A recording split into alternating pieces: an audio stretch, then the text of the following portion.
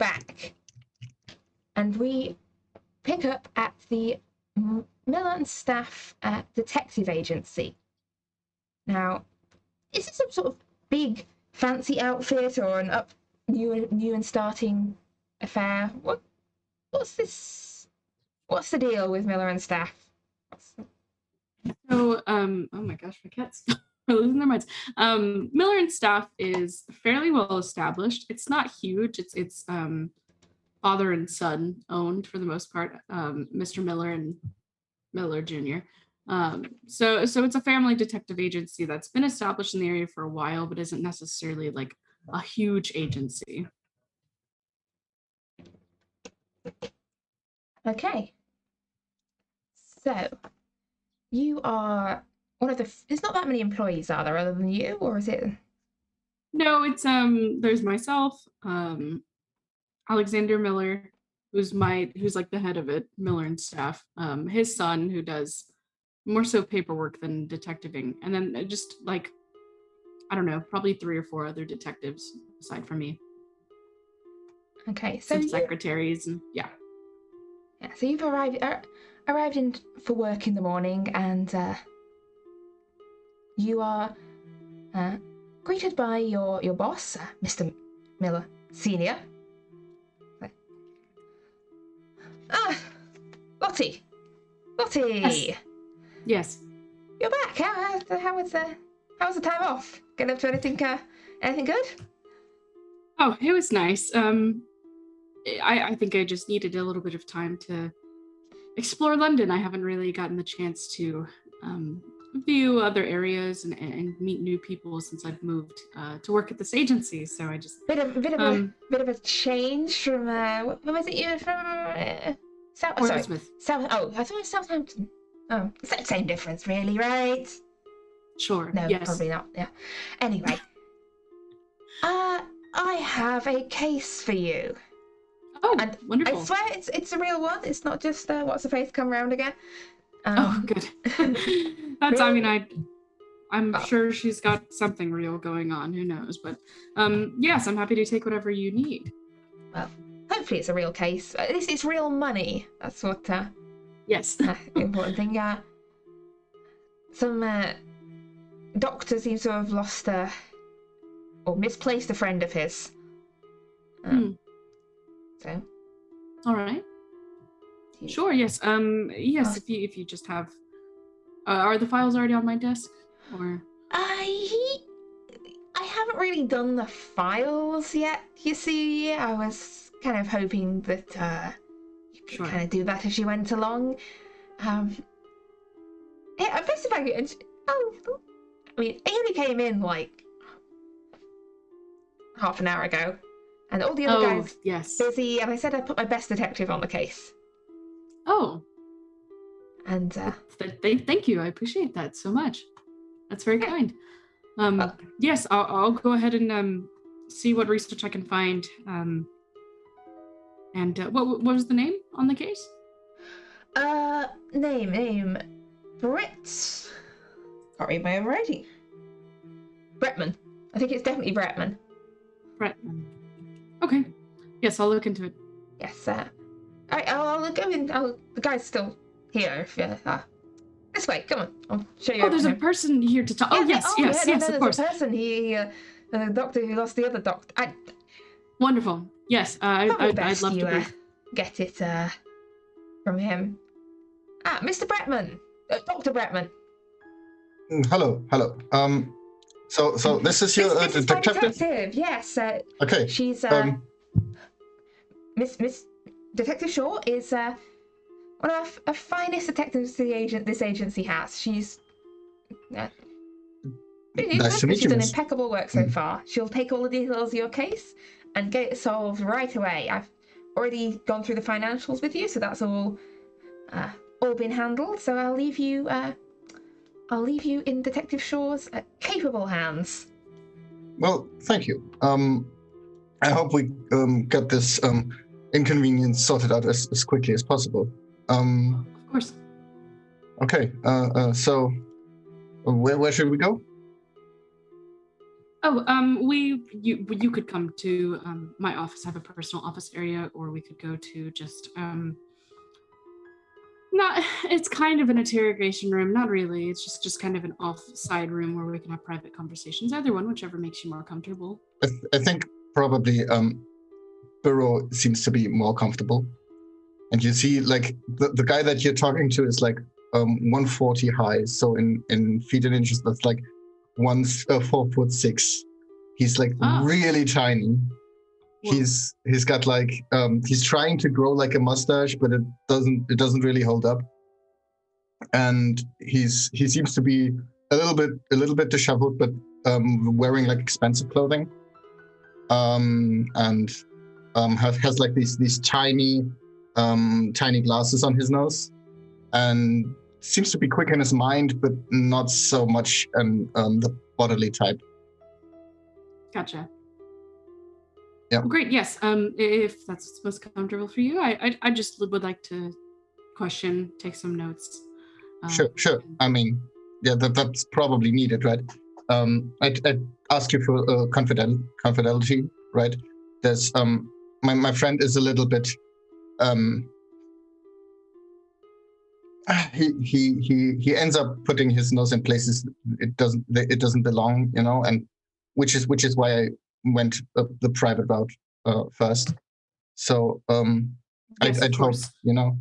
Okay. I don't know how this works. as a detective with an agency, the notes will be put on file, and people in this agency, specifically with that detective access, would be able to access the files. But other than that, it'll stay within the agency for sure. The only reason why it would ever be then given off to the police or something else is if we were to uncover something that put other people or public in danger's way.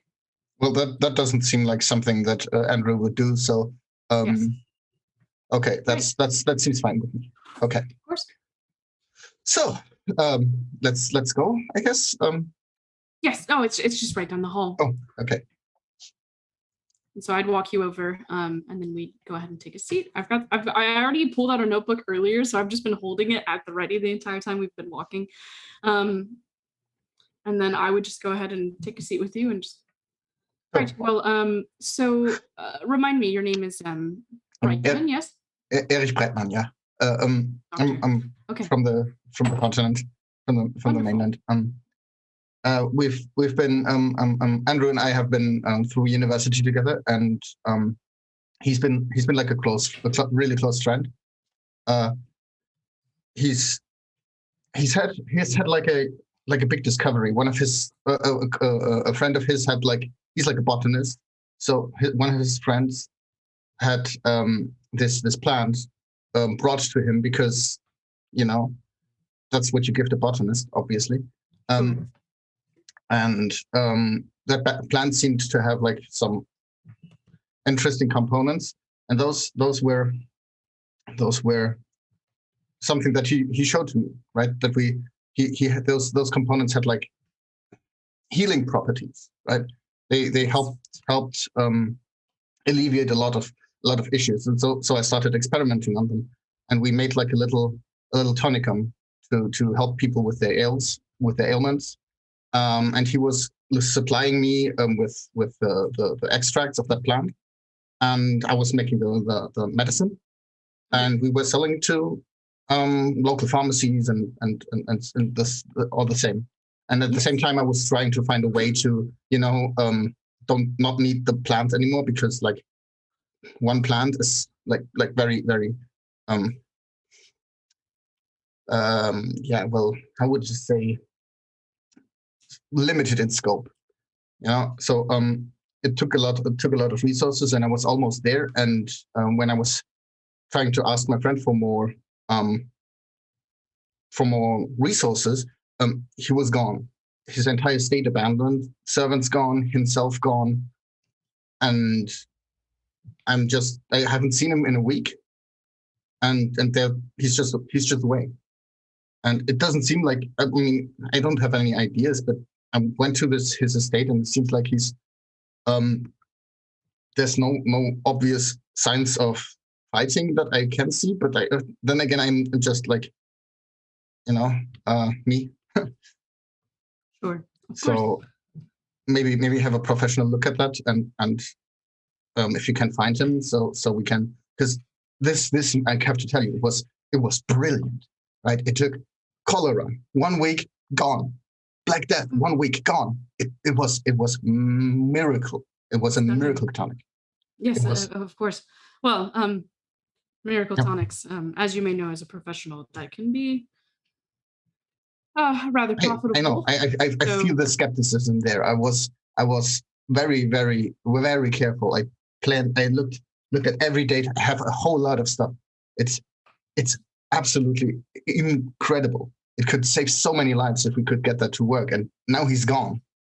Yes, well, that's actually where my you mistook me for skepticism. I'm sure. I mean, you're a doctor and I'm not. Like you said, you came to the professional for detectiving. I'm not going to tell you as a detective what's professional in medicine, but from my understanding, something that sounds truly like a miracle tonic. I mean, if someone, was he in talks with anyone else about this product? Where was he procuring this plant from? I mean, if he's missing, including up to the entire state, especially since it coincides with this event, have you worked with anyone with this tonic that you believe may be jealous or want to take over the project on their own for the profit? I mean, it's not big enough to attract any really big competitors yet. We just have sold to like 2 or 3 pharmacies in the city. Also, there's, I mean, my friend, he got it as a gift from somebody. He told me once in like a drunken stupor, but I don't remember. The plant he received as a gift. Yeah. From a friend of his had brought it from some place on the earth, and that's where he got it from, and it's probably still in his greenhouse. Well, I think I'd like to take a look at that plant, the estate in general, and then aside from this event, I mean, typically the motivation is some kind of. Do you believe this man to remind me? Robert was his name. Andrew, Dr. Andrew Moss. Andrew Moss. Did you know Andrew Moss to have any enemies, any ex-lovers, any previous competitors, any anything? Yes. He's been I mean, all the time through university, he's been a little bit of a rough person, he's been like the one that stepped in front of me when people were like picking on the small guy. Sure. But he's, I mean, he might have, but I'm not aware of any. He's a respectable gentleman. Respectable, but and willing to stick up for people, and then no one that you know that would have anything against him, any reason to scare him out of his home or anything like that? Not that I know of. I mean, nothing that's of that gravity. And you said the entire estate had been cleared out. Including the servants. I mean, if you go to like a holiday vacation or something, you at least leave the servants at home that the building looks presentable. But even them, completely left. So no servants. And who else lives at the estate? Does he have wife, children, other family? Everything gone. Everyone gone. But he does have a wife. Does he have a wife? Keeper, does he have a wife? I don't remember. He does not. No. He does not know. Gotcha. Interesting. Well, yes, I think going to the estate, seeing why there might be signs of who to leave. I'm very interested in who would give away this plant. And did you say that this plant was given to them because the person had already known of its properties, or just because the person had found an interesting plant and wanted him to find the properties? I mean, what I always assumed is that it was a gift, because if you're like in an exotic country and you have a friend that's like a botanist and you find like an interesting plant, you bring it with you. That's what I always assumed, but maybe. Yes, well, as I go to check the estate and do some research into this case, I do implore you, Mr. Brightman, to try to remember as hard as you can. Oh, Dr. Brightman, my apologies. Try as hard as you might to remember what that name was of the gifter. I think it's always potentially possible that someone who gifted you something that you then find success out of may want that gift back or want their name attached to the discovery. So yeah, I think that I'll might try be a crucial to remember. Wonderful. Well, thank you, Dr. Brightman. I believe I have all I need for now. And of course, you've left your information with the receptionist so we could get back in touch with you or exactly to your home. And then just, I do not want to alarm you, but do just be careful. If you have been working closely with this person and they have disappeared, there's always the chance that whatever caused them to leave may know that you had been working with them. So I extend an invitation if you need to stay in close contact with this agency. There's a boarding house close by if you ever feel unsafe in your own home. But I believe that chance is very small. Do you think I should order a bodyguard or something? Oh, no, nothing like that. I be on your guard, but don't be on your guard to the point of it just causing you to lose common sense. Okay. So I'll do that. Excellent. Okay, yeah, of course, thank if you. someone approaches you in any way or seems to have some knowledge of this, be sure to let us know. Keep us updated with any information that you uncover personally as we research what has already gone on. I will. Once I if I know something, if I maybe get like a note of him or anything, I will tell you immediately. Fantastic. Yes, we'll keep you updated. Thank you. Grab my seat, put my jacket back on, and then oh yes, the address of the estate. Had you already left that? Oh, right. And I'll jot down the address quickly. Yeah, and the address is a house in Kentish Town in North London. Okay. Not too far out. Yes, well, thank you. We will stay in touch. Okay. Do be safe, Dr. Brightman. I will. I will put my best foot forward. You be too. That detective doesn't solve crimes, right? Yes. Yes, we'll be all right. Thank you. Okay. I should not try to be humorous. Well, bid you good day, and I would go and open the door and like power walk the way out of the building. Perfect. Okay. Yes, I would wave you off. So as Lottie sort of prepares to, Lottie, what would your next steps be? Are you intending to go like delve into this straight away, or? I think I'd like to do some research if possible. Just see if I can find, based on birth records or any kind of records that we have, housing, just kind of do a bit more poking around in paper to see if there's any information. See if this tonic ever reached the news in any. He said it was small, but if he was selling it to pharmacies, I'm curious to see how far reaching the tonic actually reached out, if anyone reported on it or anything like that.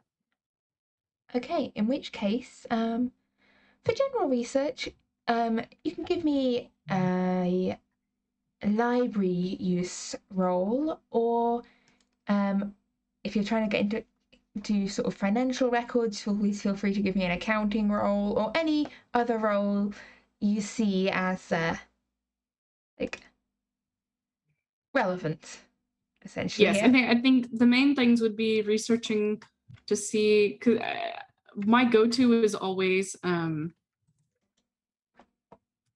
what exactly I always assume that there is someone who was motivated in doing this, and usually it's out of jealousy or past regrets or things like that. So I would be looking into the tonic specifically and just also trying to see if there were any records of him, if this is the only estate he's been at for a long time when he acquired the estate, potentially who his servants are, if that's information that I could get, Okay. stuff like that. Yeah. So I think just a general. I think general library use, it sounds like, for starters. We'll begin with that and see where that leads us. I failed. So, well, you'll still find something. We'll see what Lottie finds after doing a bit of digging in just a moment. Meanwhile, it's been a restful or a not restful, depending on 3 days, for the rest of the gang. And I believe, check in on what people have been up to in the last 3 days. So we'll start off with poor Miss Maddie, who had a time of it. How have your last 3 days in, and where would we find Miss Maddie this morning? This morning, she is probably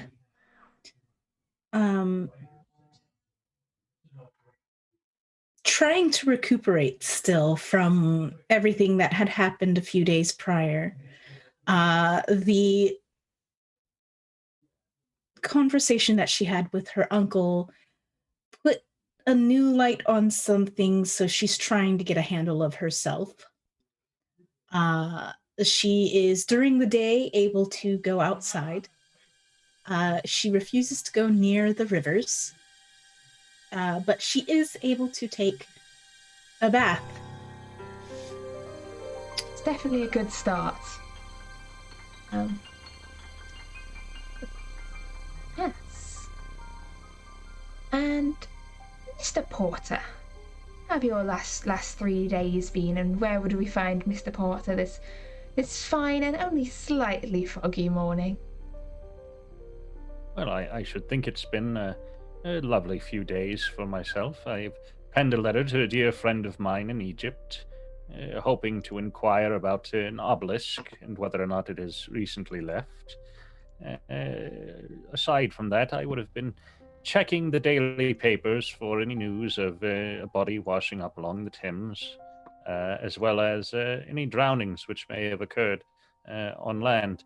And I think this morning you would find me taking tea with the paper. Yes. So, the letter to Egypt is going to take a little while to get a response. Ship takes some time to travel down and take the post down to Cairo. But in the meantime, as for search reports of bodies and drownings, there are always reports of bodies from the Thames. It's so many that they are mostly not reported as anything of importance.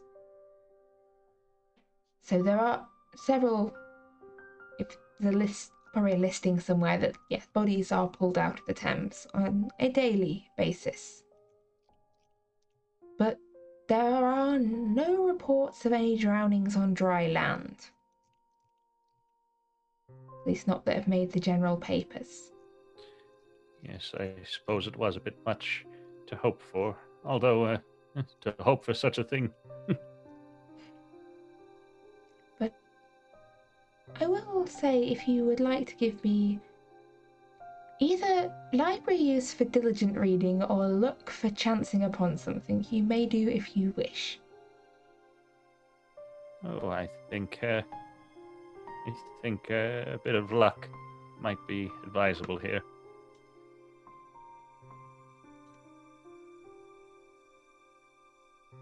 Okay. Okay, so we will get back to that in just a moment, because as you flick through your paper this morning, your eye is caught by something that seems extremely lucky. Or unlucky, depending on how we're going with this direction. Also, hang on a minute. Your luck's too high. You're hey. For the record, Excuse me, dear. I do believe I had 70, and you gave me Sorry. 30 as well. to clarify for future reference, luck may not increase over 99. Ah, I see. My mistake. Apologies. That's like, there's something sus here. Yes, no. You are not to know. I was like, and besides, that would still have been an extreme success, I believe. Though my maths is dodgy. But yes, we'll get back to what Maxwell finds in a moment. First, Lady Irene, what have you been up to over the last 3 days? Lady Irene is a master of what we today would call the hustle. She put her nose to the grindstone for work and probably did a couple of seances in the interim, if possible, and also some visits to various shops in London, and probably while in the talking parts after the seances are done, trying to get some more information about that obelisk that we saw from the river, if anyone might know. Okay, so sort of an asking around. I think what's it? An appropriate information gathering role here. I'll say if you can think of anything more appropriate, let me know. But I would say perhaps a charm or even a listen for having overheard it. Or I think I'll go with or listen. persuade. Yep. Listen will probably work. Let's see.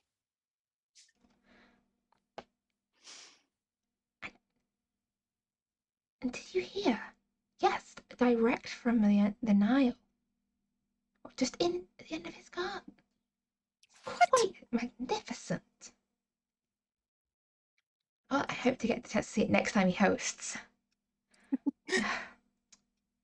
Yes, it's been ages since Bellfonts held a good do.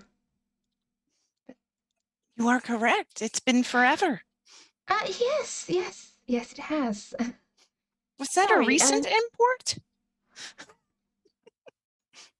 What, Bellfonts obelisk? You heard about that? Only rumors. So it's fascinating to hear that the rumors are true. Well, they are indeed. I was round his house the other day to sell some books. I caught a glimpse of it. Sorry, have we met before? Letitia Blake. Oh, Lady Irene von Watts. Pleasure to meet you. Pleasure is all mine, I assure you. Yes, it seems our mutual friend, Mr. Bellfont, has been importing Egyptian goods. Ooh.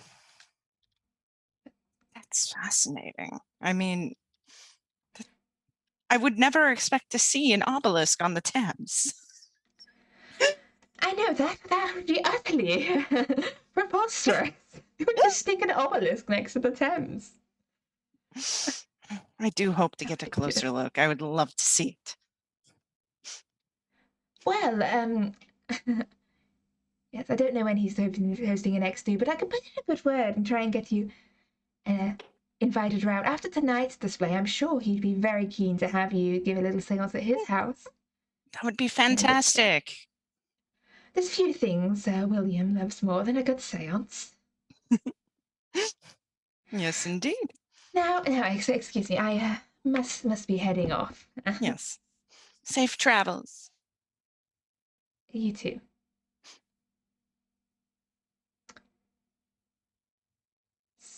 So yeah, little info. But yeah, the 3 days reach its end. Where would we find Our Lady Irene?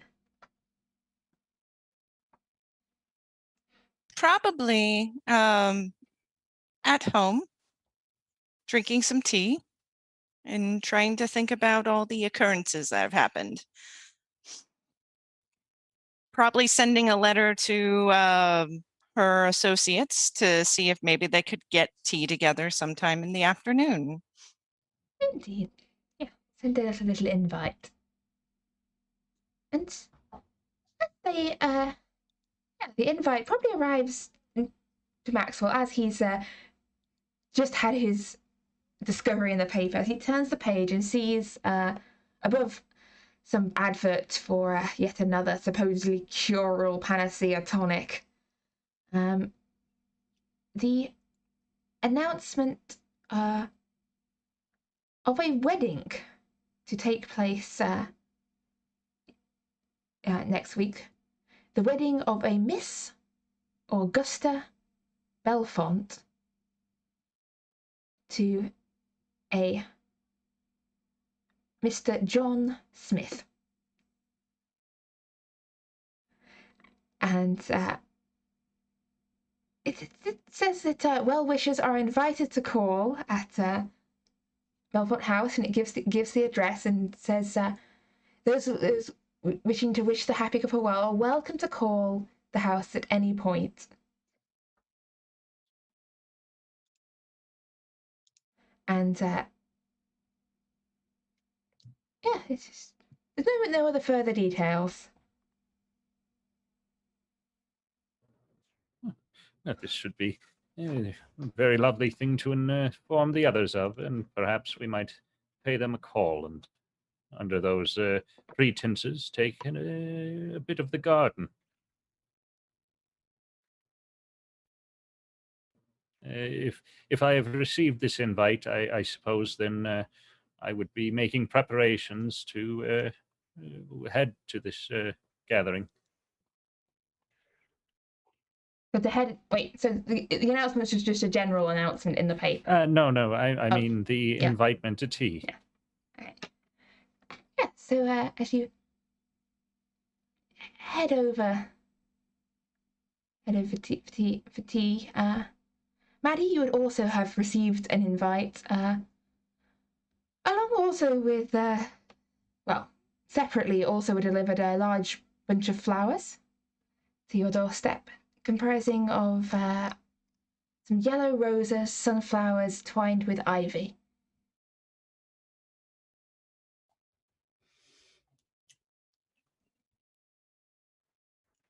I will look at the flowers and I will try to think of what they mean.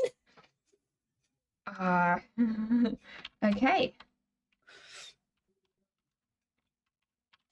Give me, I think we did we say education or intelligence? I can't remember what we were using last. It was either or, I believe. So let me go with, I guess intelligence this time, because I know education didn't work last time.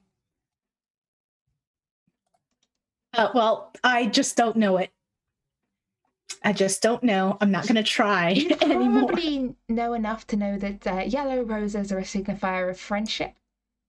Mm-hmm. As for the rest of it, completely clueless. Completely clueless.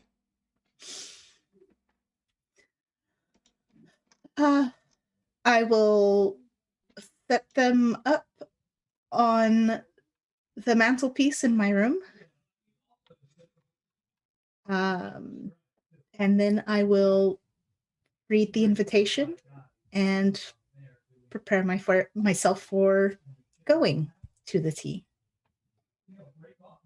Okay, so as you head out for the tea, you pass briefly in the hallway. You pass by a familiar face. You see your Cecil Albanathy, who is a lawyer in training, who is calls around the house fairly often. His father works for your uncle. He sort of passes you in the hall and goes,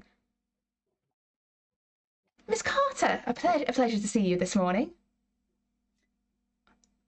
Miss Albanathy. It's nice to see you looking much better. Your uncle told me you were ill. Yes, I was fairly ill for a few days, but thank you. It is a pleasure to see you as well. Are you here to speak with Sir John?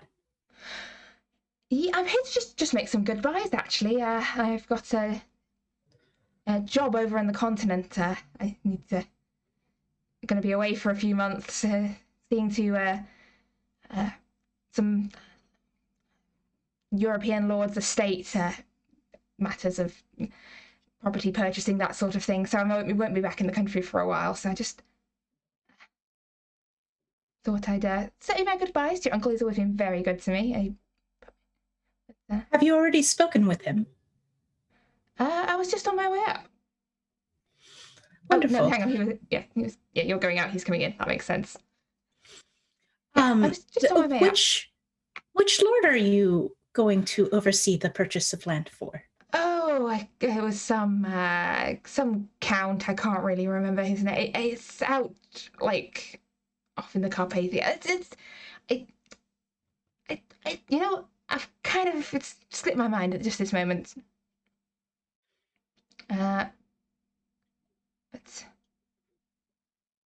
should be quite the catch. Have a lovely time of it.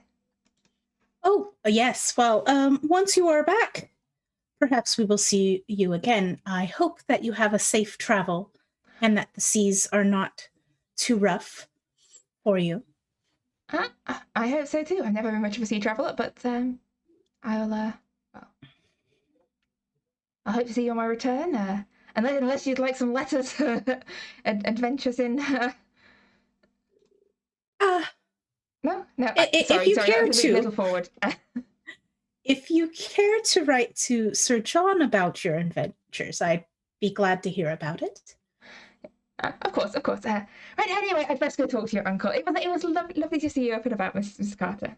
Lovely to see you. Lovely to see you. Have a great day and safe travels again. Yes. And so, as our three, Lottie, you would also have been sent a invite. It's up to you whether you would choose to interrupt your fruitless morning of trying to find any info about this Dr. Moss. So far, Yes. you have found adverts for the Wundertonicum in the papers. It seems to have been, it was sold in a couple of pharmacies in London, and it's been advertised in the paper, although not hugely widely. Sure. As for any sort of more details about Dr. Moss, he doesn't seem to have made a name for himself doing much of anything else. Okay. Yeah, I would probably kind of take my struggles as a sign that I need to reset. So I'd gladly join for tea. In fact, Irene would probably have heard me walking around in my room, pacing, trying to figure out what's going on, trying to care for these flowers that I've been given that I still don't understand. They've like half died. I have them in a vase and I keep watering them, but I think I'm over watering them. So I would take it as a sign that she overheard me pacing and probably knew that I needed a break. Yep. Okay. Lady Irene probably slid the letter under the door. Yeah. Because it's like, I don't want to bother her because it sounds like she's having a hard time of it, but I want to be like, Yep. Yeah. So perfect. So yes, with that, our 4 investigators convene at for tea, as is traditional.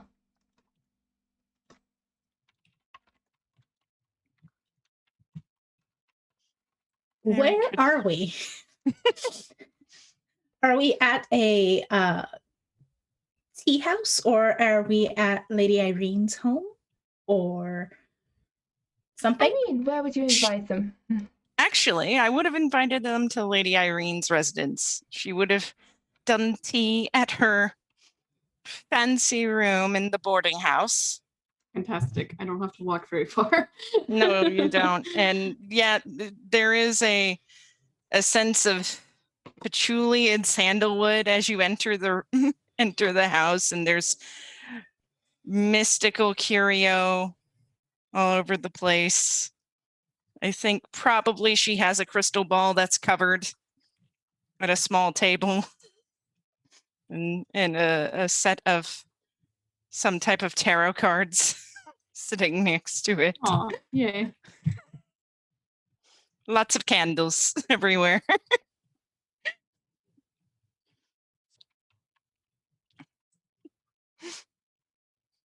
It's very much she's just kind of opens the door. It's like, oh, come in, come in. Thank you for having us. Yes, thank you. It is a lovely home. A bit crowded, perhaps, but yes. I think I would already be there. Yeah, you I would have probably gotten there are. early and just have strolled in. I probably wouldn't have even knocked. I would have just walked in and just been like, Irene, I've just had such a time with it. And I would just sit on the couch and be grumpy. And so y'all would walk in and I'd already like have a tea and I'm just sipping thoughtfully. What has probably happened is you're having tea. Irene is kind of sitting attentively next to you. It's like, there, dear, there, Yes. there. Oh, it's at the door. Yep, that's exactly what happened. Great.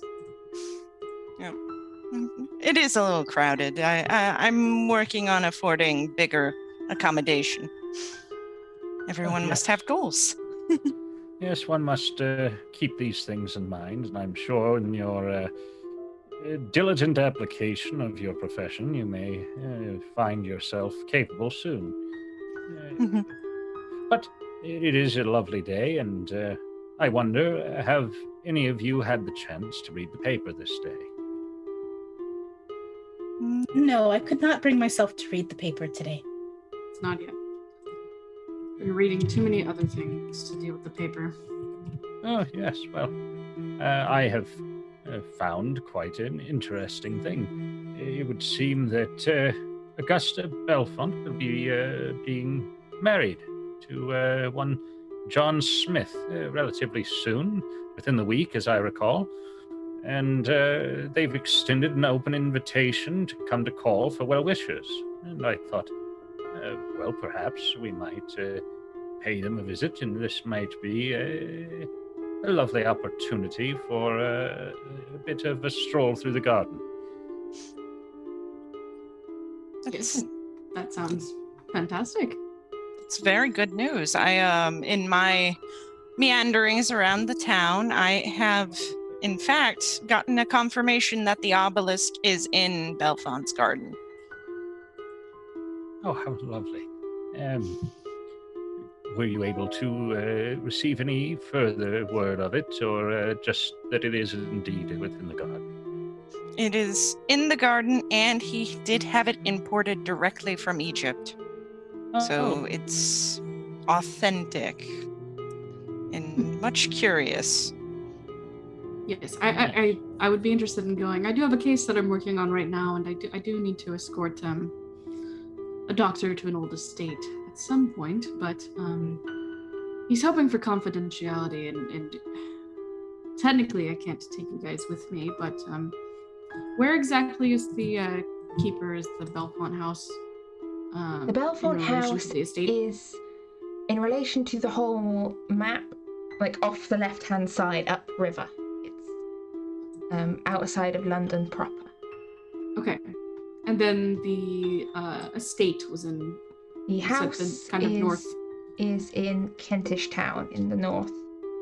So just up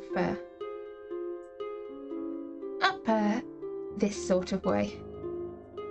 So not that far from the estate? Oh, well, kind of far from the estate, huh?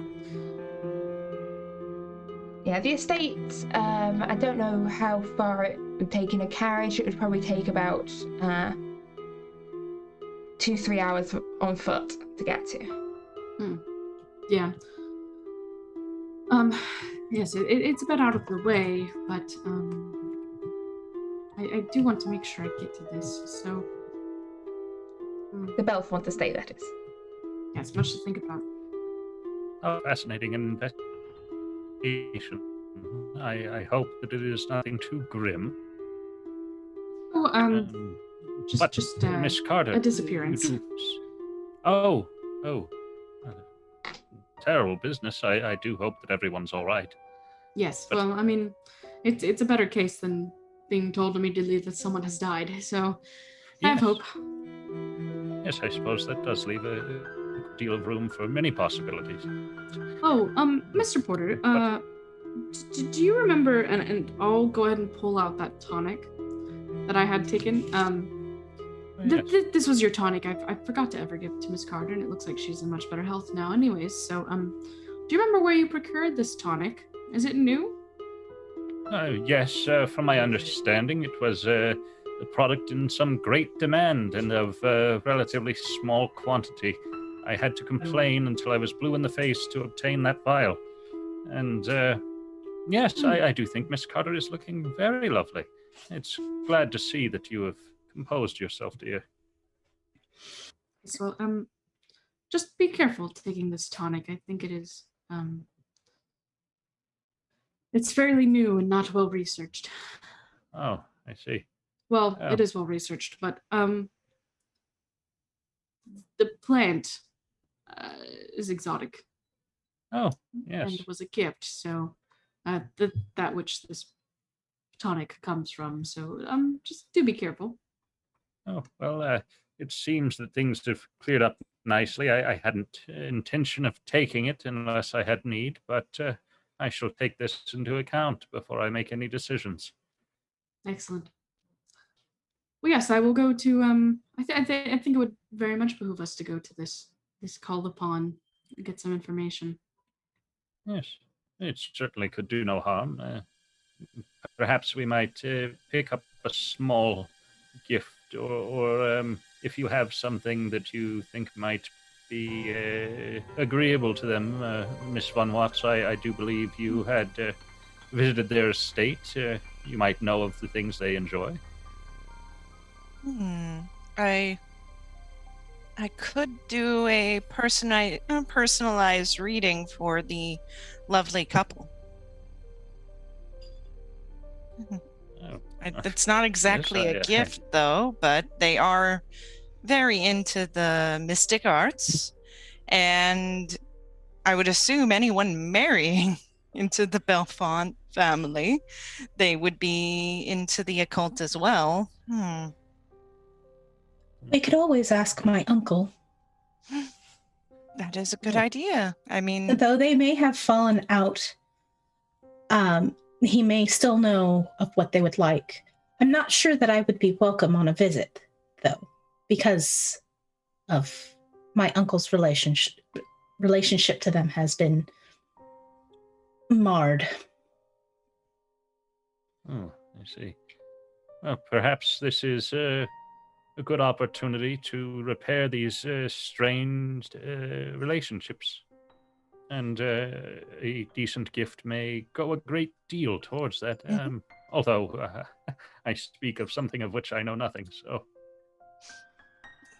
that could be a good ruse for us to be able to get in. Maddie may come with a nice present to at least wish them well, and to hopefully put all this nastiness from their families behind them. I could see that working very well. That was a great idea, Mr. Porter. Oh, I don't know about a great idea, but I do like putting water under the bridge, as they say. Yes, well, after tea, I shall speak with my uncle and see what he would say about this.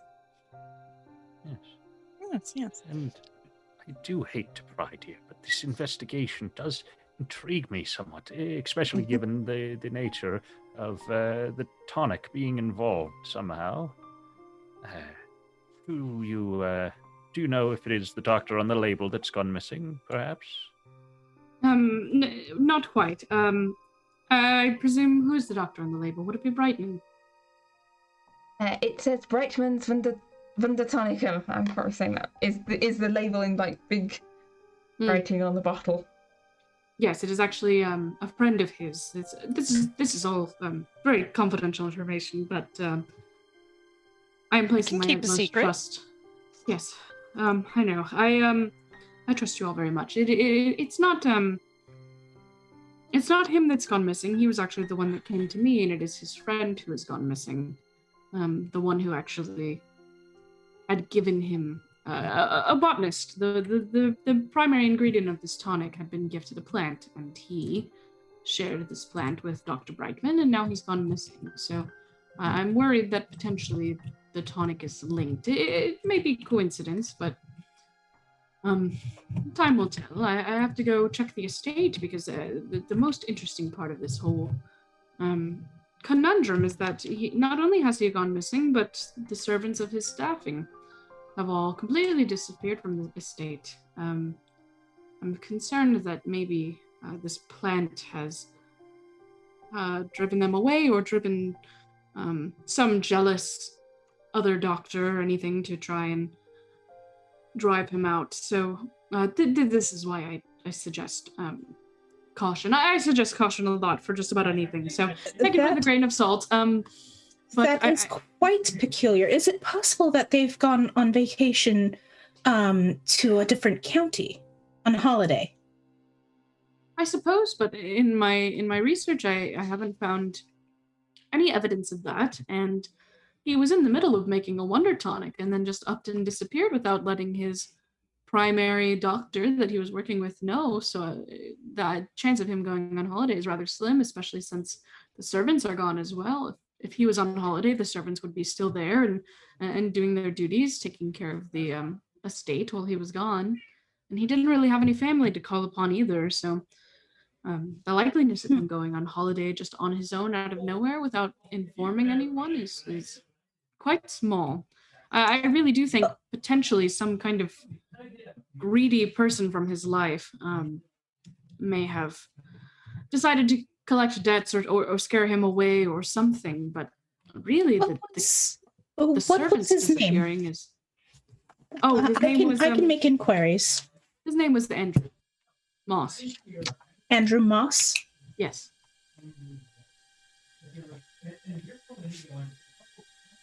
I will,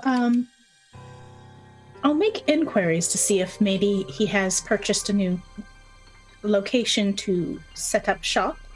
If that is the case, he would take his staff with him to prepare the house Yes. and grounds. So Yes, I've yet to go to the grounds. I wanted to do as much looking on paper as possible before going into a potentially hazardous area. I mean, if there were some kind of fumes or something that suddenly were created from the process that he's retrieving this substance from this plant, I mean, maybe it was needs to evacuate. So I just wanted to do as much as I could before walking into a potentially hazardous area.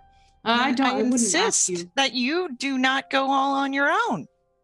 Someone needs to come with you. Yes, I believe Lady Von Watts is quite right.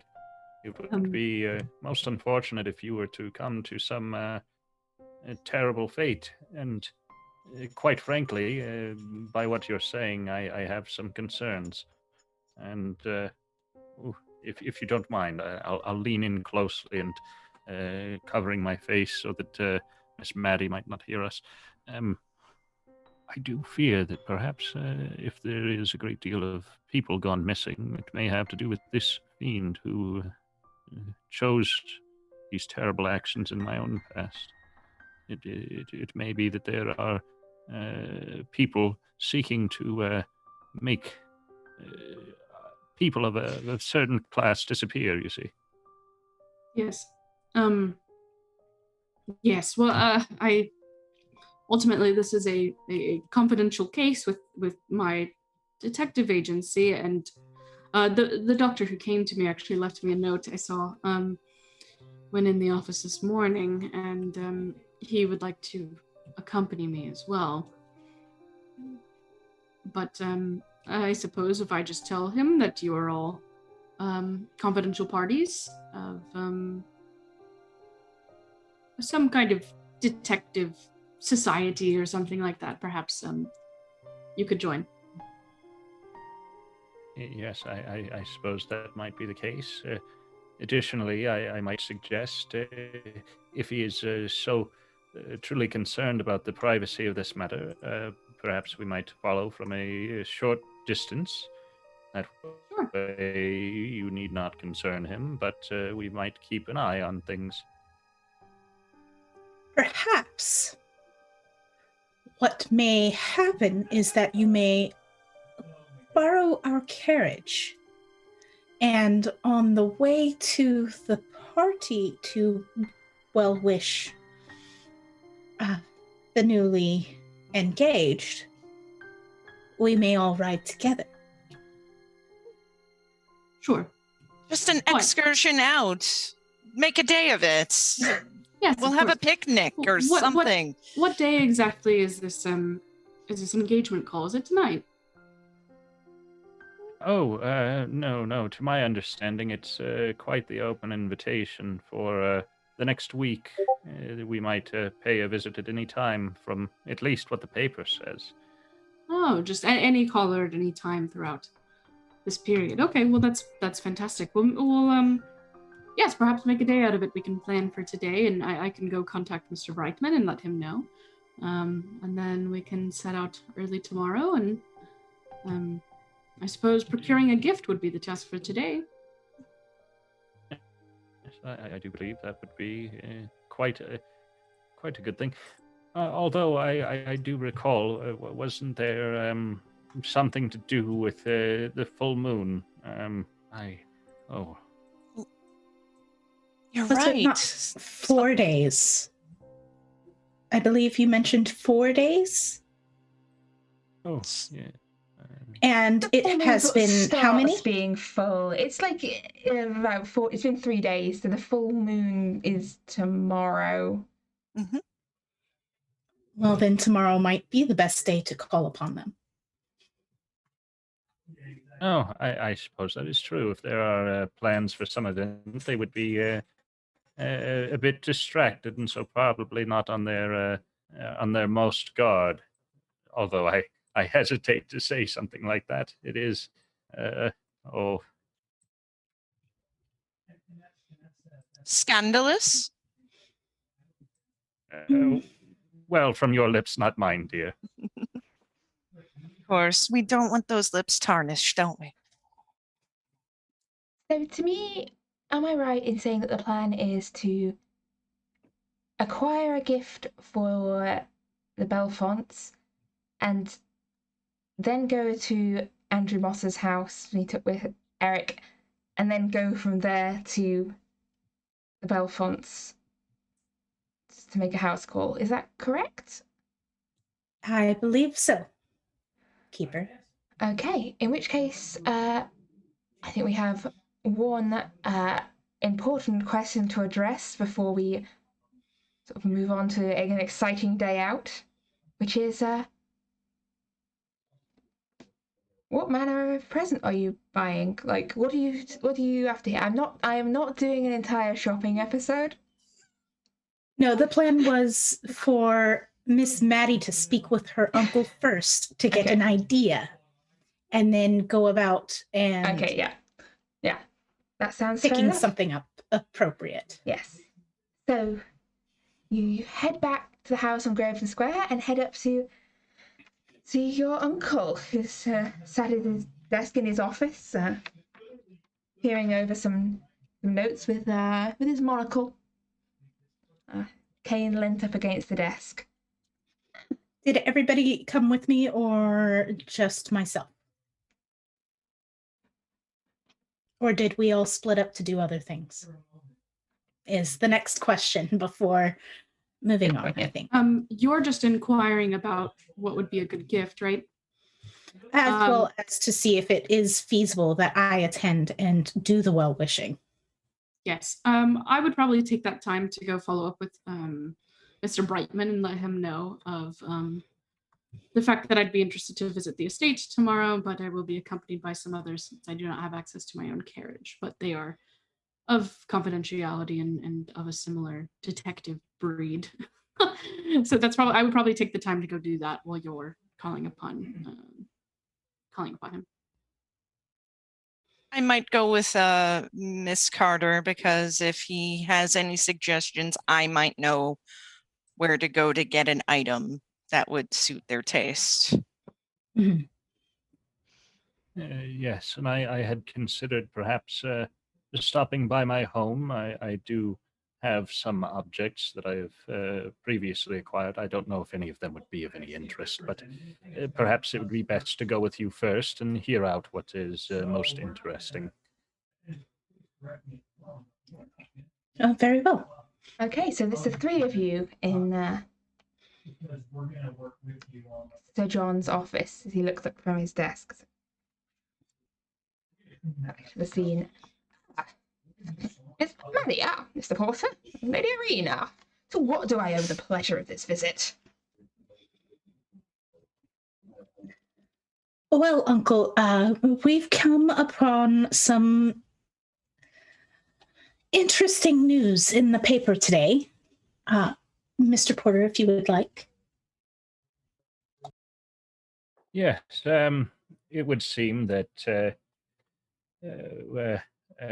Augusta Bellfont is being married to one John Smith, and they have invited well-wishers to come by, and I was concerned that I might not bring a proper gift for them, so I was wondering if you might have some insight. I know that these are the circles you tend to run in, from my understanding.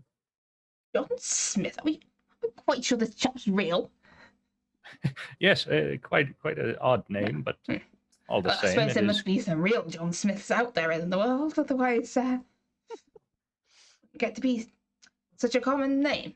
Anyway, present for Bellfont's daughter, I see.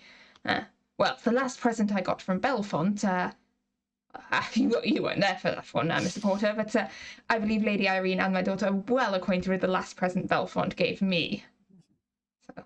Yes, and on that front, my lord uncle, I was wondering if we might attempt to mend the bridge between our family and theirs. Well, we can always try regifting him. No, I suppose regifting looks quite bad. Mm-hmm.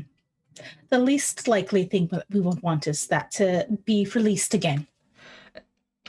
Yes, very true. Well, Bellfont's always... I mean, if it's a present for Bellfont, to please Bellfont, he likes books, he likes, historical artifacts of dubious origin, and anything with fish on. As for his daughter, I don't know, I'm not very well acquainted with what young ladies like, other than that. Well, presents I used to send Miss Maddie here, but I mostly just sent her history books. I don't know if Miss Bellfont would appreciate. I've got a lovely biography of Napoleon sitting around, newly written. Quite an insight. No? Don't think that would be her cup of tea? She's very into the fish as well, it seems to be, and she's definitely gotten into her father's occult intrigue. Well, in which case, something with fish on it, maybe. I must confess, I have rather dropped out of contact with Bellfont over the last few years, since he got a little wrapped up in his whole deal. But if we seek to mend the bridge, then yes, perhaps. Or just some nice flowers, maybe. Yes, I do understand that occasionally flowers are used to mean a great deal of things, perhaps something to do with friendship and partnership. I don't know. Yellow roses, purple hyacinths, maybe? I see. Irene here knows her flowers. Yes, perhaps some nice flowers. I mean, Maddie got some lovely ones this morning, so. Though probably no regifting. Yes, no regifting. But yes, there are some lovely flower shops around town. We could try and wrap something up, I think. Excellent. Well, anything else I can help you with? I trust. I don't see a detective with you. I trust she's well. She did seem so. Apparently, some business has called her away at the moment. Oh, incidentally, I suppose, do you know of a Dr. Brightman? Brightman. Wow, that awfully familiar. Rings a bell for some reason. Brightman. Brightman. He's produced some sort of wonder tonic, and I had acquired Ah. it. Yes, saw it in the paper. Yes, stuff of nonsense, all these kind of things. Snake oil salesman. Yes, yes, of course. Although I do take an interest in these things from time to time, I suppose. Although I did Nothing run really. Okay, it can't be the same Brightman. I did run across a Dr. Brightman a few years back, a Royal Society fellow. Very smart chap, but can't be the same one. Wouldn't be involved in some nonsense like that. Royal Society?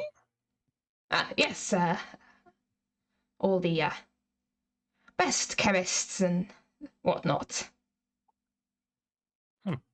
Well, all the same, if he does share the name, if you have any information, I wouldn't be opposed to hearing it. I do think I had planned to take an easy day anyway.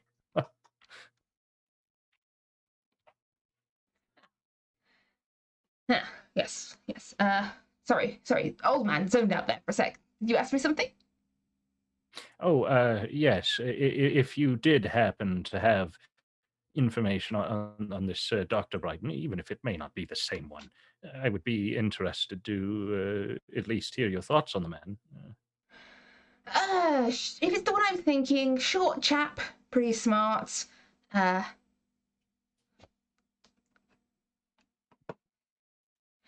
It seemed a decent enough sort from what I could tell. Let's see. Yeah, fairly. Yeah,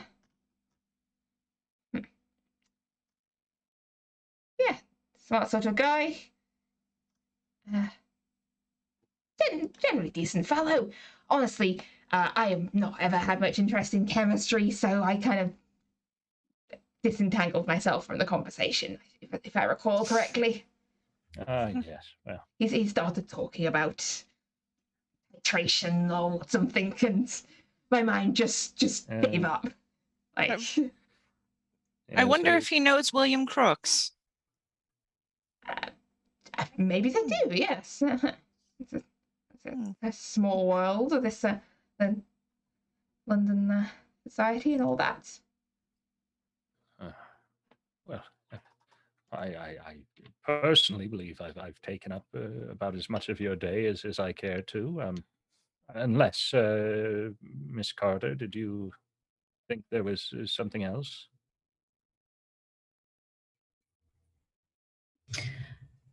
No, I don't think that there is anything else. But, Uncle, if you care to pen a letter to attempt to mend the bridge, that might be something that we can pass on when we go to give our best wishes. I suppose I could. I suppose there's no harm in trying. Yes, I will pen a letter. You have acquire a gift, and I hope it goes well. And I wish you the best of luck. Thank you. And I will take my leave of the office. Okay, so as our investigators prepare to acquire a gift and set out on this exciting multi-purpose day trip, I think this might be a good point to call a break, and we will pick up as we set out on this exciting expedition. So we'll see you back here in 10 minutes.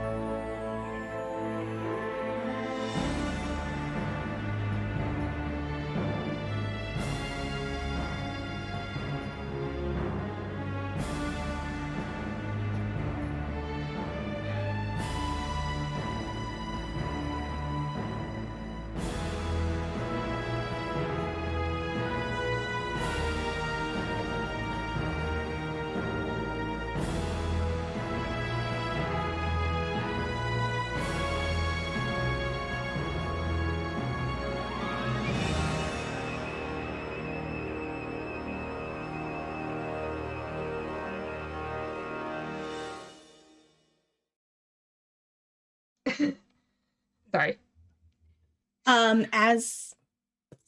Go ahead. Yeah, no, if you have some, I was just about to pick up with where our next part of our adventure, but if you have.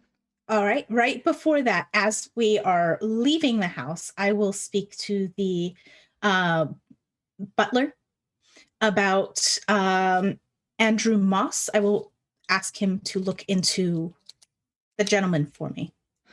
Right away, Mom. Yes. Thank you. Yeah, so he will do some digging. And so I believe it was the next day you were going to set off on what is an exciting expedition. So our 4 investigators and an unfortunate doctor are preparing to do a little actual investigating here. So, Dr. Brightman, Yeah. the detective had given you an address on Grosvenor Square where to meet with the carriage and her companions. And Interesting. yeah, it's in a very nice part of London in Mayfair, just up from the British Museum. Good. I will make my way there. I will have a private carriage bring me over, because walking takes twice as long if you're as small as I am.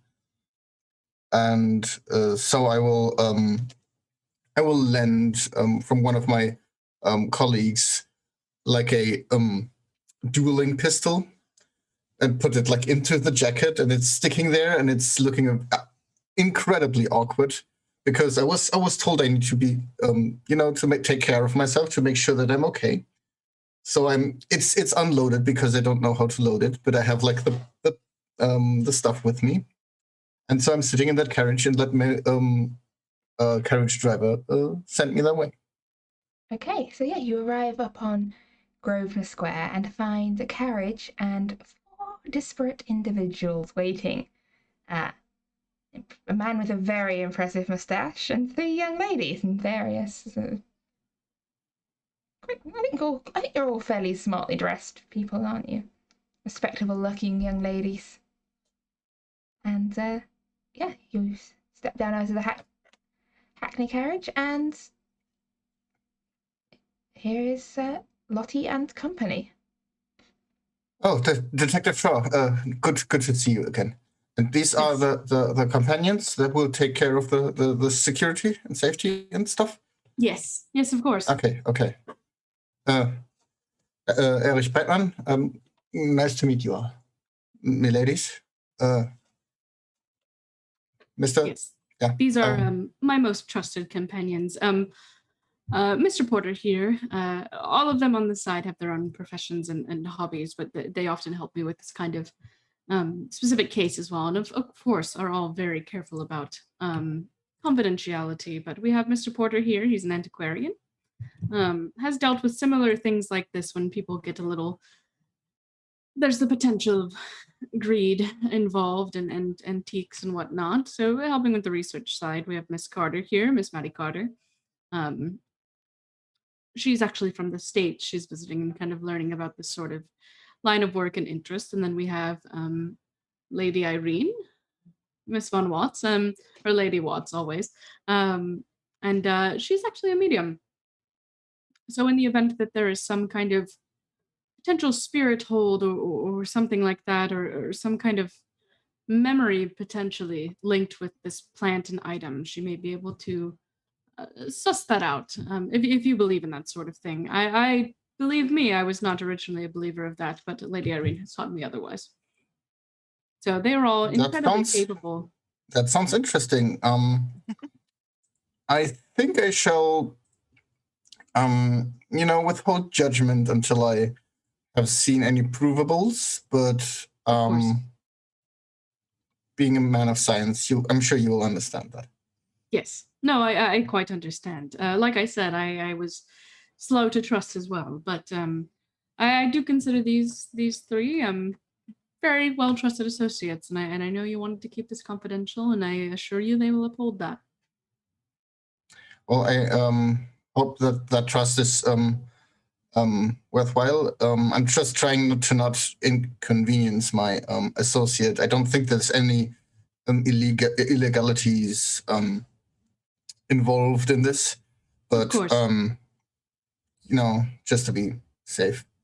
Yes. And Yes, quite. yeah, I will gladly lend my scientific expertise in case we stumble upon one of Andrew's little concoctions or anything.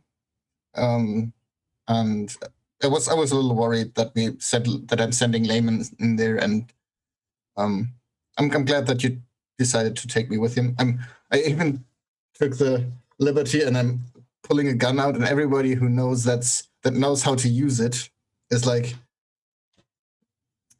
because he's pulling it out, and it's like one of the dueling revolvers with one shot and front loading and completely ridiculous. And he's I took this with me to be able to defend myself, but I fear, and I pull out like the powder and stuff. I fear I don't know how to make it ready. That's quite all right. You'll find that often just the sight of it alone can be enough to ward off any potential violence. So I think we'll leave it unloaded for you, my dear, and the four of us will be enough to protect you from any potential person. I hope so as well. Yes, and I have my own. I have my own firearm, and I believe Mr. Porter to carry a knife. Is that correct? Or am I mistaken? Yes, I have been known to carry a small knife from time to time. Yes. Yes. So I think we are. I think we are in a good place in terms of that. I really didn't mean to scare you into carrying around something you didn't know how to use. I just. You can ask them. I've encouraged them to look after themselves in a way that came off more along the lines of paranoia than anything else. I've become overly cautious in my line of work. I hope you understand. I'm sure you as a doctor have some idiosyncrasies that you've picked up just due to your knowledge that other people do not have. There's no such thing as to be too cautious. That much is true. Well, thank you. It can hinder you at taking action, but otherwise, yes. Yes, well, I appreciate the confidence. Shall we be on our way? Okay. Okay, so you head up out of London, the outskirts of London, and to a rather smart red brick house in Kentish Town. It's nowhere near the size of Sir John's mansion, but it's a fair-sized house. And with a sort of a walled back garden, and front entrance and sort of servants' entrance around the back, and over the wall around the garden, just to make out the tops of what appears to be quite a large glass house in the back garden, like larger than you'd expect in any sort of domestic residence, taking up most of the back garden. Well, this seems to be where he has his interests sitting around. Curtains are all drawn, and there's no lights on, although it is daytime, so you wouldn't really expect there to be.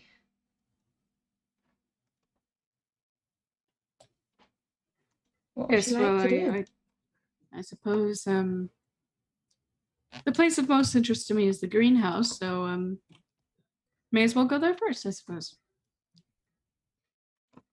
Just to clarify, Keeper, we are at which house again?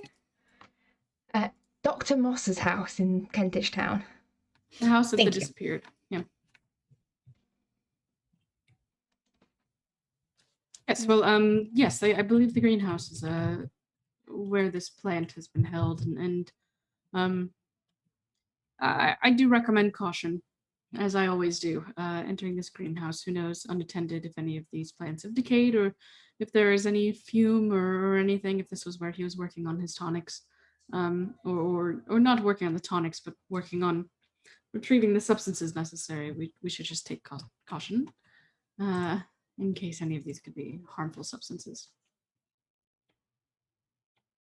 That is fine. If you do not mind, I shall take a look inside the house proper to see if there is any notes or anything that may lead us to any information that might say anything other than vanishing.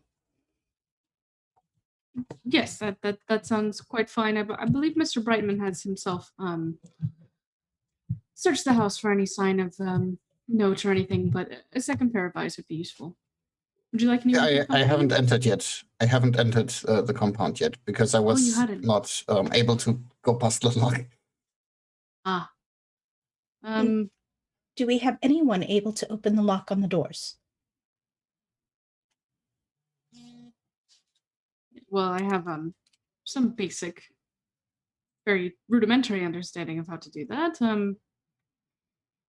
Would be best to procure. I believe you and Andrew were close. Is that right, Mr. Brightman? Did you know of him to have any spare key or anywhere where he would potentially leave that? And I would probably hit like the front of my head at that moment and go past the entrance and grab up a little flower pot on the side. And I think make me a look roll at this point. Try. Is there a key under the flower pot? No, there seems to be none. No, I thought he would do that. That seemed like the sort of thing that he'd find funny. But obviously, there's none here. And I'll put the pot back to the place where it stood. Well, I suppose the best way to get past the lock is to break it then. Before we attempt to break it, Mr. Porter, you do deal with antiquities, as do I on occasion. Perhaps you or I could attempt to coax the lock. Oh, I suppose it is a possibility, although I admit I'm not familiar with this type of business. Although I have watched some, we'll say, less than scrupulous folks in the past, yes. If you aren't unable to, I can give my hand a try. Oh, well then, Miss Carter, I think you would be best suited to try yourself first. I would hate to have something like this on my conscience, you see. Okay. Yes, you are in detective capacity.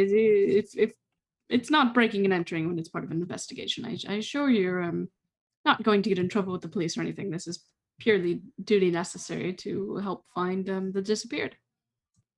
Yes, well, it may be good for some, but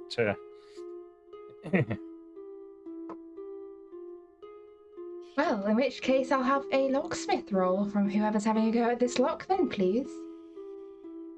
While they go on and do that, I'm going to lean over to Lottie and whisper, see, he's of the type to take the items but not do the dirty work himself. He's of the type to take the items and not do the dirty work himself. This shot, just very whispered and hush-hushed. And as I am removing my gloves so that I might handle the lock a little bit better, I shoot Mr. Porter a look that says, this is below me.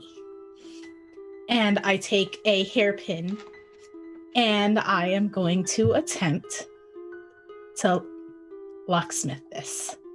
Okay, give me a locksmith roll, please. I'm going to look back to Lady Irene and I'll just whisper, Lady Irene, he wears a top hat, round glasses, and his mustache looks like it takes at least an hour of care every morning. I did not expect that of him. And if it doesn't work the first time, No. I should like to try to push my luck and attempt again. Okay, so recall that if you push your roll, you can't spend luck on a pushed roll. And if you fail the pushed roll, there will be negative consequences. Well, what about However, you may spend using luck? You can spend luck on this roll to reduce it down. I would like to spend luck. Okay. That will cost you 57 points of luck. 57? Yes. Yeah. You have a 1 in locksmith. In order to succeed at this, you need to roll a 1 or lower, which is a 1, essentially. Okay, so I remove the 57 of my luck and re-roll, or do I roll my luck You do not and reroll. then... You just succeed. So if you spend the luck, that automatically takes you to a success. You're basically spending to make up the difference between Yeah. what you rolled and what you need. Yeah. Just a moment. Well, this is going on. Irene is continuing to whisper to Lottie, I would have paid to see him turn blue. In the No, I face. don't think I will spend my luck on this. You've not got that is quite quite as much as Maxwell, which is... no, but instead I would like to push my luck on this. Push the roll. Okay. To warn you that if you fail the push roll, there will be a negative consequence. In this case, yes, Maxwell? Noticing you struggling at the lock, I would stoop down, pick up a stone, and give a great cough and toss it through the window. Glass shatters. Is this the window of the door, which there aren't normally, or is this a window next to the door? Nearby the door. I mean, it's a Terribly Victorian sorry. house, so quite likely it could be a glass window in the door. They tend to have like those decorative glass panels in them quite a lot. So if you want to throw it through glass on the door, you may do. Yes, I think I would attempt that then. I slipped. Terribly sorry. You're not hurt, are you, dear? What a very convenient slip. No, I am not hurt, and I will take a step back and put my gloves back on. And I feel like replace the hairpin. I feel like Detective and Lady Irene are just laughing, and I'll go ahead and walk up now that the window has been broken, and I'll reach through the broken window and unlatch the lock on the door. Okay, so yes. I'm going to be mean and ask for a luck roll from you here. Okay, that's fine.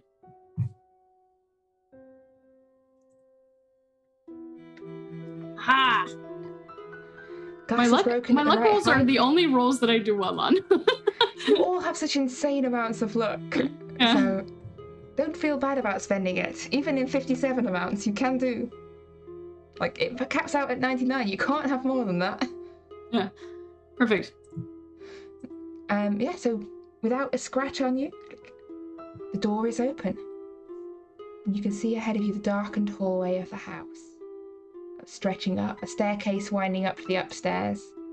None of the gas lamps are lit. All is shadowed in darkness. A few cobwebs starting to form at the corners. Yes, I quite recommend we stay together. You never know when other squatters may find that an estate has been abandoned. There may be people here. So be cautious. Be quiet. Yes, with your but you step. said you wished to go to the greenhouse. Yes, that was my interest, but it would truly torment me if I were to separate from you and something such as the burning of books occur. So I think we should stick together. That's just an inside, just a jest, Mr. Dr. Brightman. Okay. All right. I don't believe you. That's fine. So I will start searching from the moment I cross the threshold. okay, so you're poking around this empty, dusty house. And all of those sort of search, I think basically everyone who's looking for clues, give me a spot hidden. Let's see who's the best clue finder in this place. And as you start to give a little hunt around, opening doors, looking under things. And as you move together through the house, most of it looks to be, as I said, completely empty, but fairly in good order. And Lady Irene, you open sort of the door on the left, and you see it appears to be a parlour has been converted into sort of a makeshift, not quite a laboratory, but more sort of like a press room, a still room. You can see there are bottles and glassware sort of set up for distilling and purifying compounds. To your eyes, it just seems like an array of like round bottom flasks and strange shaped bits of glassware, notes scattered around on the desk. Look over here, some strange bottles. Oh, Meanwhile, yeah, that's just the distillery. Miss Carter. Yes. At about the same time that sort of Irene sort of finds some notes in the distillery, you notice something on the wallpaper. This corridor just past the distillery leads out into the back garden, and you see about a foot off the ground along the wallpaper, just above the wainscoting, these scratch marks along the wall, dug deep into the wallpaper. About 4 of them rake along the wall for a little section. I will take a closer look, see which direction they seem to go, because usually it's deep at first and then it goes lighter as it's going in one direction or the other. You can see they seem to have been dragged. These, like, whoever was scratched against it, whether it's can't be furniture, not with marks like these, but it looks to be going towards the back door. You can see sort of wallpaper bunched up at one end where this is dragged through, and you also see towards the end of the wallpaper, caught up among the bunched up wallpaper, appears to be a broken fingernail. I will call through the house. Detective Shaw.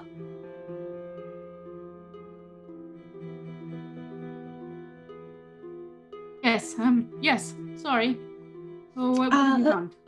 I have found this, and I will gesture at the scratch marks and the loose fingernail. It seems to be that someone or something was being dragged towards the door. They did not want to leave. Disturbing, but very informative evidence. Thank you. Did you touch it at all? No. Yes, please make sure you do not disturb any evidence that you find. I appreciate you calling out my name, and I'll go ahead and take out a small bag from one of my inner pockets, and I'll gingerly pick it up. I've got like these little tweezers, basically, so I'll gingerly pick it up with tweezers and place it in the bag, seal it, and just kind of quickly write some kind of note of what it was where we found it. Okay, so thank you. Well, sign of a struggle is something concerning, but something. So let's keep looking. Thank you. I shall look upstairs if you'd like. Yes, lovely. Anywhere and everywhere, I think, is the goal as of right now. And I will. Okay, so as you poke round, continuing through the rest of the upstairs of the house, seems fairly empty, only quiet, a few cobwebs in the corners, dust starting to form on some of the surfaces. Other than a vase of flowers that seems to have fallen over and sort of flowers sort of scattered dead on the floor, the upstairs of the house seems undisturbed. Does it look like it was prepared for people to leave, as in furniture covered in sheets, or it looks No. like Everything looks as like if somebody was there yesterday? Yes, and someone was just there a few moments ago and had just popped out upstairs.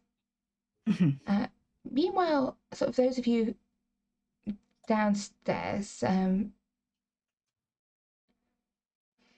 as sort of in the room, sort of the doors next to the still room, you can get a faint whiff of almost like the smell of decay coming from the next door along.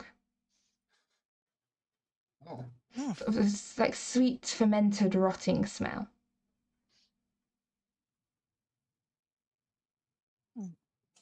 I suppose I would approach the source of this smell and try to get a better idea of what it may be. Like cracking over the door a little. It seems to lead into the kitchen. Ooh. I suppose I would finish opening it and head in and... Ooh, terrible. And you can see like sort of laid out like basket of like apples that is just kind of rotted away. Other vegetables sort of laid out on the side, sort of ready for chopping. Sort of flies buzzing around them, like as mold starting to sort of grow across. Like a half-finished loaf of bread. Again, like what Maddie found upstairs, it looks like someone could have been just there and popped out, except it clearly was a few days ago. I fear that the idea that they may have taken up different residents becomes less and less appealing.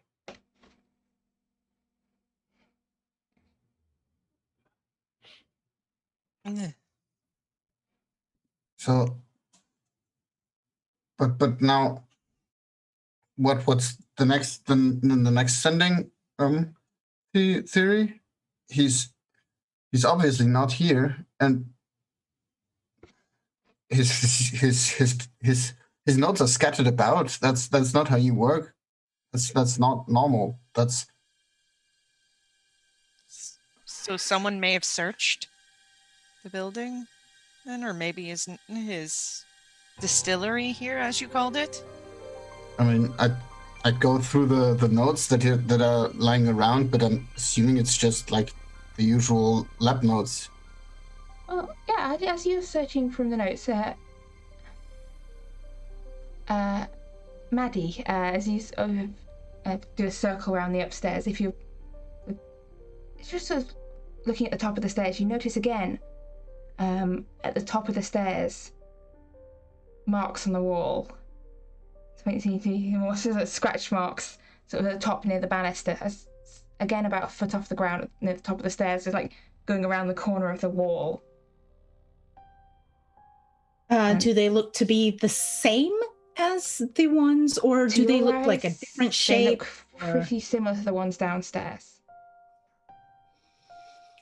But that is all that I see from upstairs. Yes. Detective Shaw, I found another set. Yes. Yes, and I've crouched over the flowers, and I'm trying to daintily kind of pick them up, without further crumpling them. Which flowers? There were withered flowers that had been knocked over, I believe. Oh yeah, there's the upstairs. There was a vase of flowers. Yeah. Yes. Yeah. Because after Miss Carter had shown me what she saw, I would have kind of trailed behind her and been looking in her path as well. So I would be peeled over those, and I'm trying to get them back into that vase gently without messing them up. And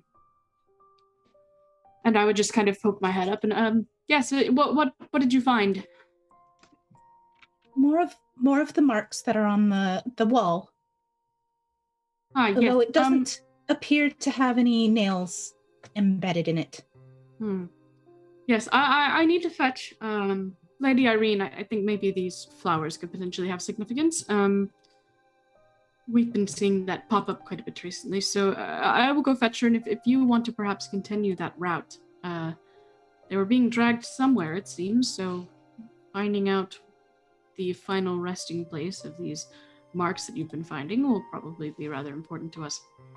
I will be right back. Please do be safe.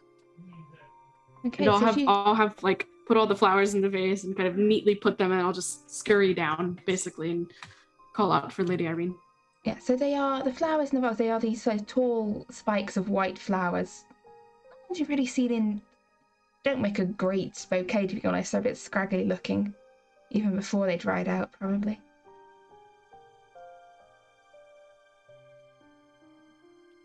I've been kind of looking over Dr. Brightman's shoulder as he looks through the notes, kind of secondhand reading to see if there's anything that stood out to me before I heard my name called. Okay, so as the two of you, there's a lot of it just seems to be formulas, weights, and measures. But as you're shuffling through these notes, you see there's a small sort of moleskin notebook that seems to contain sort of more sort of scattered, not quite a diary, but more like personal notes. And Eric, you would recognize Dr. Moss's handwriting, this of scattered notebook, very bad handwriting. But you can make out most of it. And as Lottie approaches with the flowers, I am going to give you two access to a handout here in roll 20. It should be available to you now.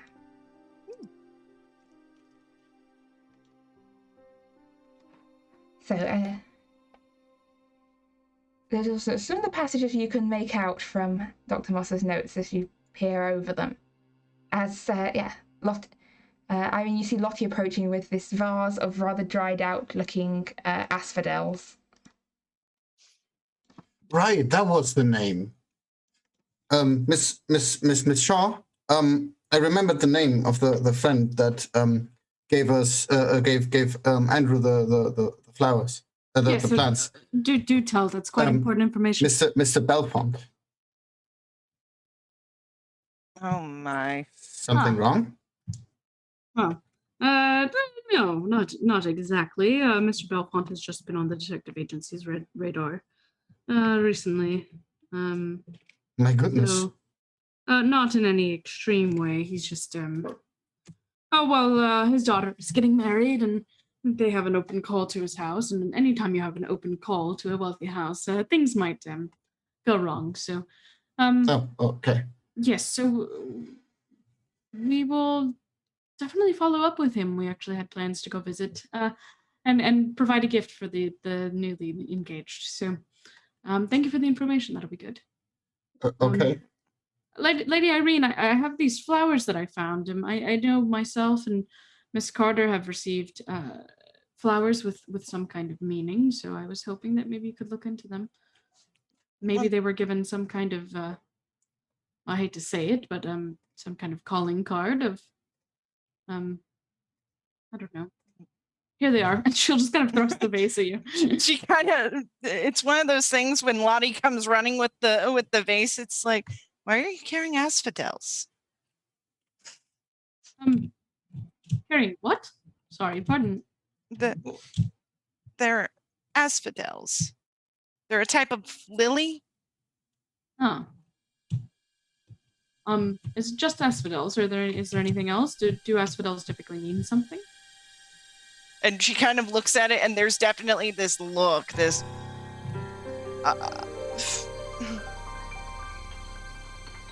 You don't give asphodels without intention. They mean my regrets follow you to the grave. This is definitely some meaning. Yes, well, we will see where this. Oh, much to think about. I have to go back and join Miss Carter, and I'll just scurry off again. As quickly as I came, I left. As she runs, it's like, wait. Because Lady Irene's looking over these notes. So Lottie's gone to catch up with Maddie. Where's Maxwell at the moment?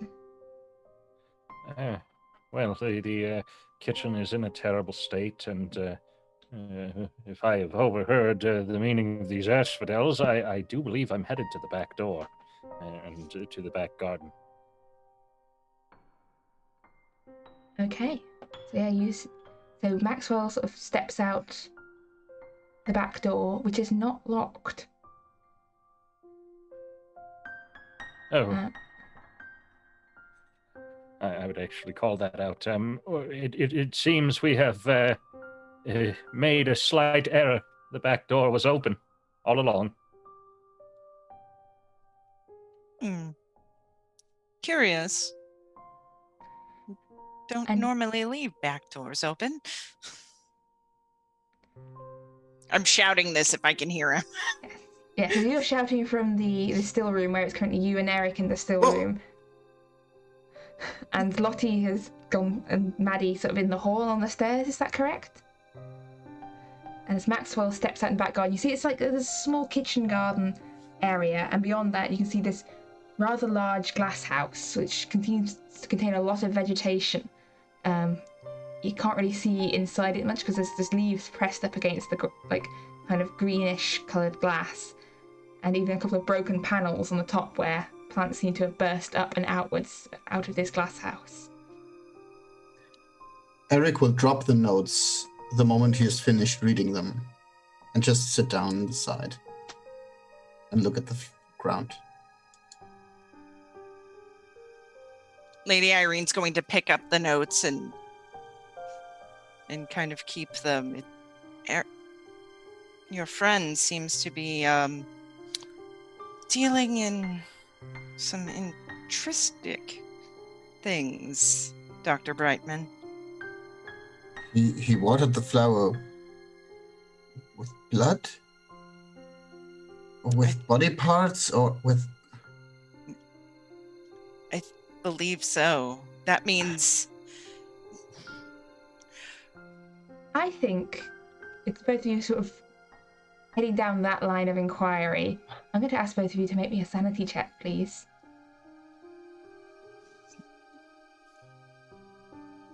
Yes, currently only those two can hear that. Lottie and Maddie are examining. Are you examining the other set of scratch marks? Is that what you're doing up in them? We're essentially trying to follow them to an end, see where they were dragged to. So these ones at the top of the stairs seem to have been dragged down the stairs. Hmm. It's almost like a first part of the one that continues down on the downstairs hallway. I will, from that set, I will see if I can find any more between there and the set that leads out the back door. Looking about, there don't seem to be any sort of obvious scratch marks on the walls, no. Just... Mr. Porter is standing in the doorway of the back door or just outside? Well, that's a question for Mr. Porter. As you step outside, Yes, are you still hanging around the doorway, or are you proceeding outside? I believe I would have proceeded outside, keeping an eye out. The greenhouse is fine, and I'll get to that, but is the garden disturbed? The kitchen garden looks a little there's a few weeds, a few things are shriveled up, look like they could do with a bit more watering. But otherwise looks lovely. The door, like the back door, swings shuts behind you with a crash, which can be heard in the hallway by Maddie and by Eric and Irene, who have both kept their cool over the direction that their thoughts took them. We need to do something about this. I don't know. Let's.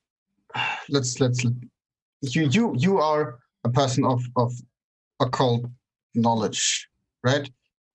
Correct, Dr. Brightman. Why? Dr. Moss was always some adherent to the scientific method. Acting like that does not make any sense for him. Well, from reading the notes, it seems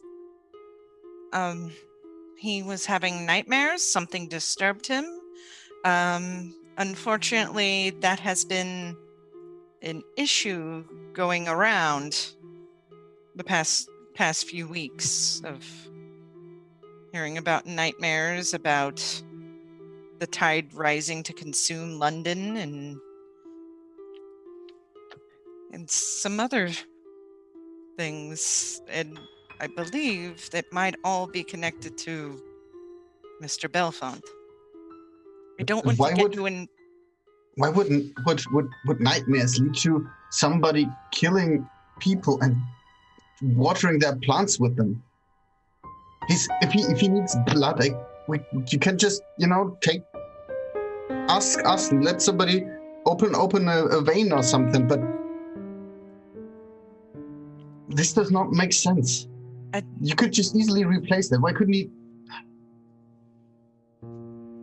I mean, I know why he wouldn't have told me, but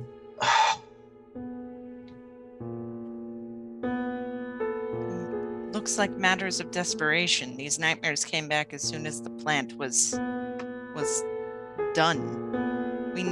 We need to find the others. I don't want them going into that greenhouse without anyone by themselves. I think the door just closed. Fell. So let's just go. There might be someone here, and we don't want anything to happen, do we? You can defend yourself, right? You're the protection. It's gonna be fine. It's going to be fine. It's going to be fine. I'm going to roll fast talk. I mean, you can go for it, but I don't think you can convince anyone it's going to be fine. As you sort of step out in the hall and sort of are now reconvene with Maddie and Lottie and their trail of scratch marks. Yep. Lottie. While Lottie. Maxwell out in the back garden. You can just yes. flower beds and the greenhouse in front of you.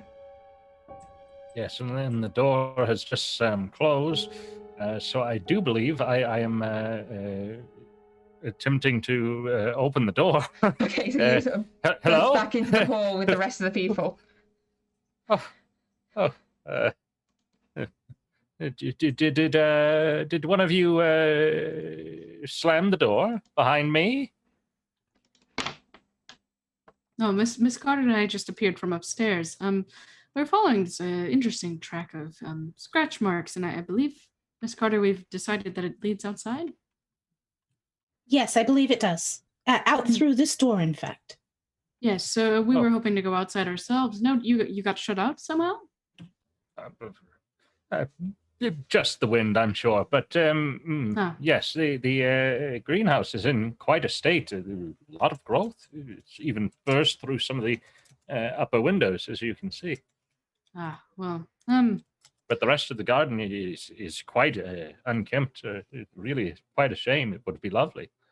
Yes, well, it's been rather humid, so I assume those in the greenhouse are doing well, and the plants outside, perchance are dealing with the lack of rain.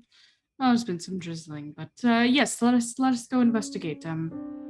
With caution, much caution, based on. I am going to look Scratch around for marks. candlesticks. We can see that all of the glass is covered by plants, correct? Yes, you can see just plants. There seems to be a full sort of growth of plants on the inside, and some sort of burst up outwards through some cracked panes. You're able to gather some candles, yes? There are candles around. Here, we'll need these inside. It looks like the foliage has covered up the windows, so it may be dark. Okay. So are you all going to the back garden here now? Yep. Okay. I think so. In which case, as you step closer to the glass house and these grimy panes, I need a listen roll from everyone here, please. I think I would be taking charge of the line, by the way, just because I'm nervous that there's something going on in this greenhouse, and so if anything happens to anyone, I'd want it to happen to me. So I'd be at the front. Oh, so it's clicked. Not sanity yet. Jumping the gun here. But listen, yeah. I do believe I would spend some luck for that listen roll. Okay. So, Maxwell and Irene, as you step closer to the glass house, you hear a sound from inside. You hear, "Help me, please, help me, please, please, Oh my god. help me." We need to do something. Yes, we must hurry. There's someone in there. What? I'm dying, please, help me. We're coming, dear. We're coming. Do you What? two hear something? I'll go ahead and start my entry. Takes some I've gone effort to, about like, slide lighting the door everyone's open candles. because the growth on the other side is sort of knotted across the door. This is a natural tangle of vines that seem to fill the space. It's not a plant you're familiar with. Looks to be some sort of tropical vine that has tangled on and over itself, covering the walls of this glass house, growing up from the beds on all sides. You can't really see the ground. You have to sort of walk on more vines, and you can see these dark red flowers sort of hanging down. It's like almost orchid-like in shape. These like long tongs of flowers hanging down from the ceiling. And Irene and Maxwell, you hear again this coming from deeper into the glass house. You hear, "Help! Help!" Is there a spade somewhere here in the garden? Yes, there is. Yes, I do believe I would be taking that up and using it to chop or pry away at these vines that are keeping the door shut. Okay, Yes. so you bring the spade down on the vines, and as you do so, you hear this scream come from the glass house. Is that still just Maxwell and You all hear it Irene, this or time. You everyone hear else? a scream Right. from inside the glass house. And Does I any need of a this sanity sound- roll from everyone, please. I was going to say, does any of this sound familiar to me? Also, that was an extreme success for my sanity. So, she's lucky. Okay, so those The of poor you doctor. with successes are fine. Doctor, please roll me 1d6 here, please. I'll go ahead and pull out my firearm, by the way, at this point. I just have a small gun. Okay.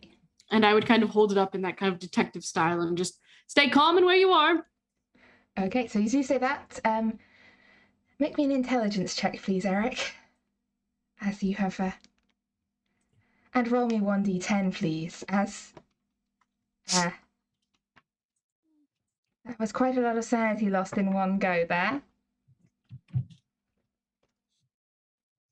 And yeah, so Lottie, you step up to the door, sort of gun at the ready. Just check something. I need to really bookmark this page. What are the rest of you doing as you hear this scream sound echo out? I think it's the plant. I continuing to try to pry this. What do you mean the plant? I- Sure, there's someone. I pull a book out of my pocket and I'm looking through it to see if there's anything about what might be going on here. Okay, you're trying to try and do some. So you pull this heavy, large tome out of there. I mean, to look through to try and reference it is going to take some time. That's fine. I'm standing near the door. I've got a I've lit everyone's candles, and I am standing near the back door of the house, far away from the greenhouse, to look through. Okay, so roll me 1d100, and we'll get back to you in a moment. And Maxwell, as you've still spade in hand. Yes, I'm redoubling my efforts, trying to get through as quickly as I can. Someone is in imminent danger. Okay, so you're sort of. I think I'm going to ask for a fighting roll from you versus some plants here.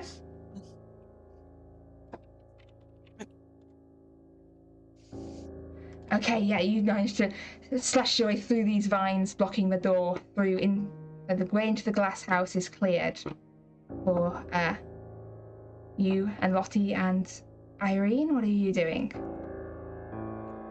We hear the scream again when he cuts through. Yes, every time you work through these vines, you hear a scream sounds from inside the glass house. It's desperate.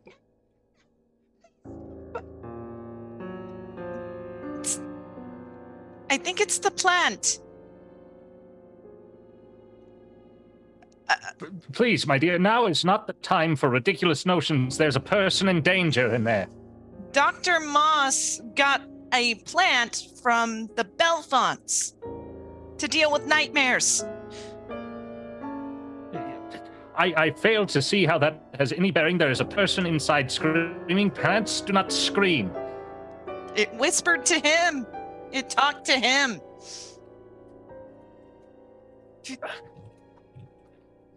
He's been feeding it corpses. He's been feeding it his servants. With that, the spade goes to the ground. Definitely flailing at this point with notes in hand. Don't you understand? Feeding it servants? What? He's been trying to make it grow, and I think it might have consumed him. Dr. Brightman, please, I think maybe it is best that you go back to the carriage while we sort this out and discuss these details that might be rather concerning for someone who's a close friend of Andrew Moss to hear. Don't you think? Maybe He read the notes with me. He read them with me. You want me to go to the carriage? Personal choice of yours, actually, at this point. Plant. I'm speaking to you. I have a gun. I'm armed. What is the meaning of this?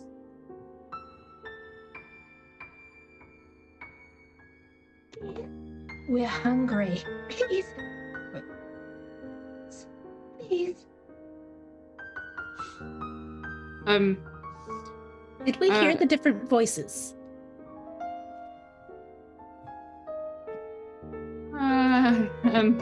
Well, I'm going. I to suppose stay. I can. Plants need water. Eric, please, Eric. Yeah. Help me, Eric. Andrew, please help me. Okay. I'm walking around the glass house, and I'll try to find the source of the voice without actually entering the trap. This pretty obvious trap.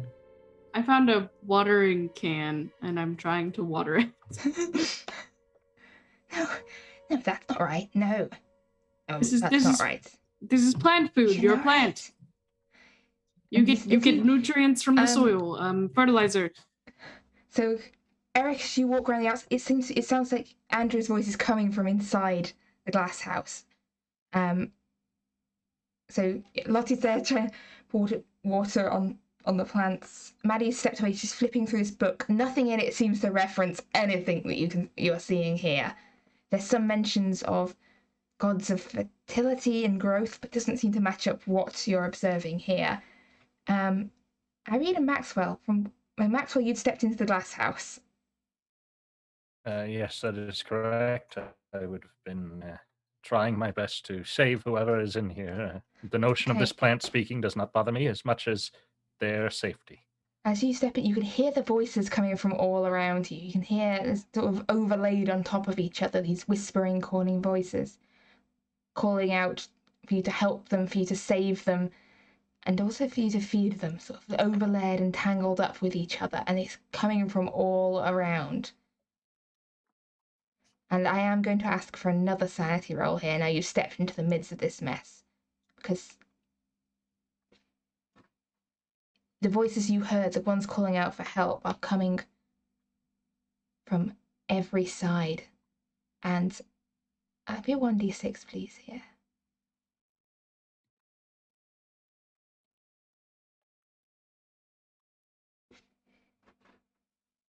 as this cacophony calls out for your help, your aid. You've got spade in hand, and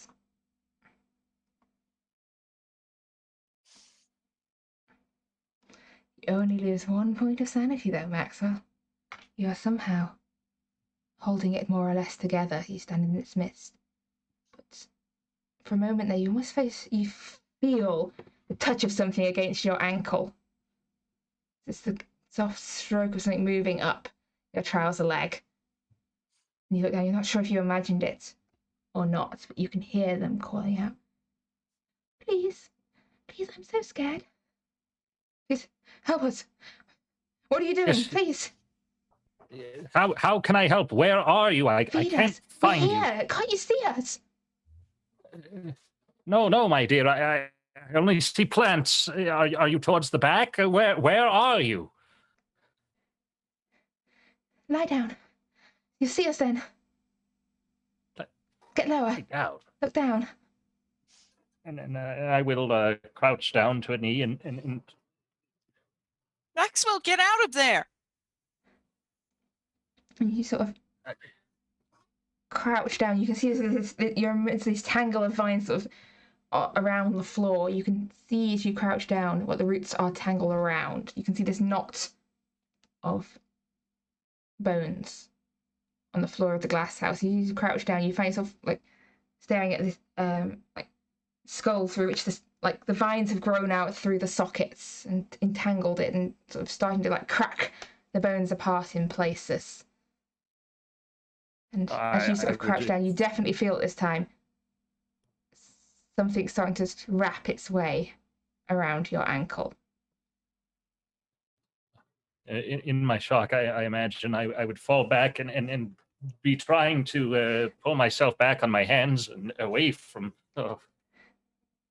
And as You had your candle, correct? Unfortunately, I imagine the spades was two-handed.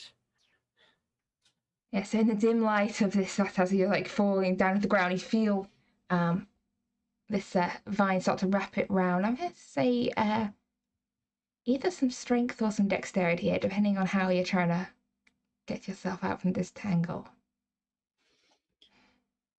Keeper, can I see this from the door? Yes, from the door you see as Maxwell goes down and is now. He's crouched down. He seems to be dragged flat against the floor. Yeah, you can spend some luck. You've got. I mean, in this case, that was very much 57 luck, but I think. I think it's worthwhile. Yeah. As you plenty. Tear yourself free and make towards the door of this glass house. While all of that is happening, I'm going to say to myself, this has nothing about this. I'm going to close it, put it away, and I'm going to say, I think we should light it on fire. I'm with you completely at this point. And Lady Irene's going to step in and try to toss her candle somewhere that might be flammable into the glass house so that she can try and drag Maxwell out. Okay, so the candle goes falling into this glass house as you haul sort of Maxwell out the door. Trying to pull him. You can see the vines sort of reaching and grasping after him, these coiling long vines and these tongue-like flowers. Please, we're so hungry. Please. No, I'm not going to help you. Eric, you sort of do a circle around the glass house and you'd say you'd headed back in to the house? Yeah, I was trying to find the distillation room again. Yeah, trying to look for some ethanol. Yeah, you were able to find this big flask of ethanol. Okay, and I'll go to the back door, and I chuck it at the group. Yeet a candle behind him. You're not gonna take me! No! And I'm gonna run. Okay, I'm gonna say, give me a throw roll, Eric. Let's see if Eric can pull off this burning of the people who clearly killed your friend. This is a trap. They brought you here. Like, this is clear as day, obviously. And almost. I'm going to ask for a group luck roll for our investigators. So who of you has the lowest luck now? So I think it's I not. have How much does Maxwell have? 9. 9? Are you? You had 99 I spent before. 57 and I spent I spent 57, and prior to that I had to spend 20 something. So Wow. Okay. That. it swung in the opposite direction very hard. In which case, yeah, give me a look roll, Maxwell. Oh, it passes. For the benefit of those gentlemen in the chat, he rolled a 3 out of 9. So the ethanol flask misses the unit it was aimed at and crashes into the glass house, dripping this ethanol all over the front of these massive vines, this coiling cacophony, and the candle itself kind of falls a little short on the grass. But yes. Right before all of that happened, I had handed Lottie my candle, and I had gone back inside for an oil lamp, which I come out light and attempt to throw into the greenhouse. So whenever that happened, however you want me to have done that, because that is what I yeah, you head am out the going to house do. with this oil lamp as Eric kind of dashes in past you, going the other direction. You hear this sound of splintering glass. With oil lamp in hand, you can see this glass house in the back garden. And I'm going to ask for a throw roll from you here for throwing this oil lamp over this thing and hoping there's no... I would have gone towards the other end of the house, seeing as that lit the front half of the glass house. So you're sort of seeing the front house. You have to kind of climb around some stuff to get down the back. It's not like... That's fine. But so this would take some time if you... But a throw is a success. There's a as the oil splatters. There's a little more than woof, as ethanol begins to catch and oil begins to catch, and the screaming starts. I, at this point, haven't really done anything. I've been in kind of a stupor. I tried to, no, that's more on Lottie than anything. She tried to water and then everyone just started throwing fire stuff at it. So she's just kind of stepped back and she's just kind of watching and just kind of admiring the chaos that's going on. And as soon as the greenhouse lights, she'll kind of step forward and shepherd everyone away from it and back towards the house. The fire begins to burn merrily across this glass house, and the screaming. And I'm going to ask for all 4 of you still there, not Eric, who has legged it off away from these murderers, to make me a sanity roll, please, as you back away from the burning and the screaming cries. That is a fail for me. And by now you are a little, you know what, no, I'm going to be mean. I'm going to ask for a 1d6 from those of you that failed. Let's I've been generous on the look. Let's be mean on the sanity. Got to keep my... Oh, Maddie. Oh, Maddie. Make me an intelligence check, please, Maddie. I'm so sorry. Oh, okay. Miss Maddie Carter, would you kindly roll me a 1d10 as... This has just been the life of Maddie Carter is In shambles? you know, usually sometimes when people would roll a second one of the same thing, I would say re-roll, but I think this is fitting. The same red mist that covered you when you set fire to your uncle's library descends again. The glass house is burning, but that's not enough. Not nearly enough. I am going to... needs to go. Yes, so I head inside and I start setting fire to the house. Okay.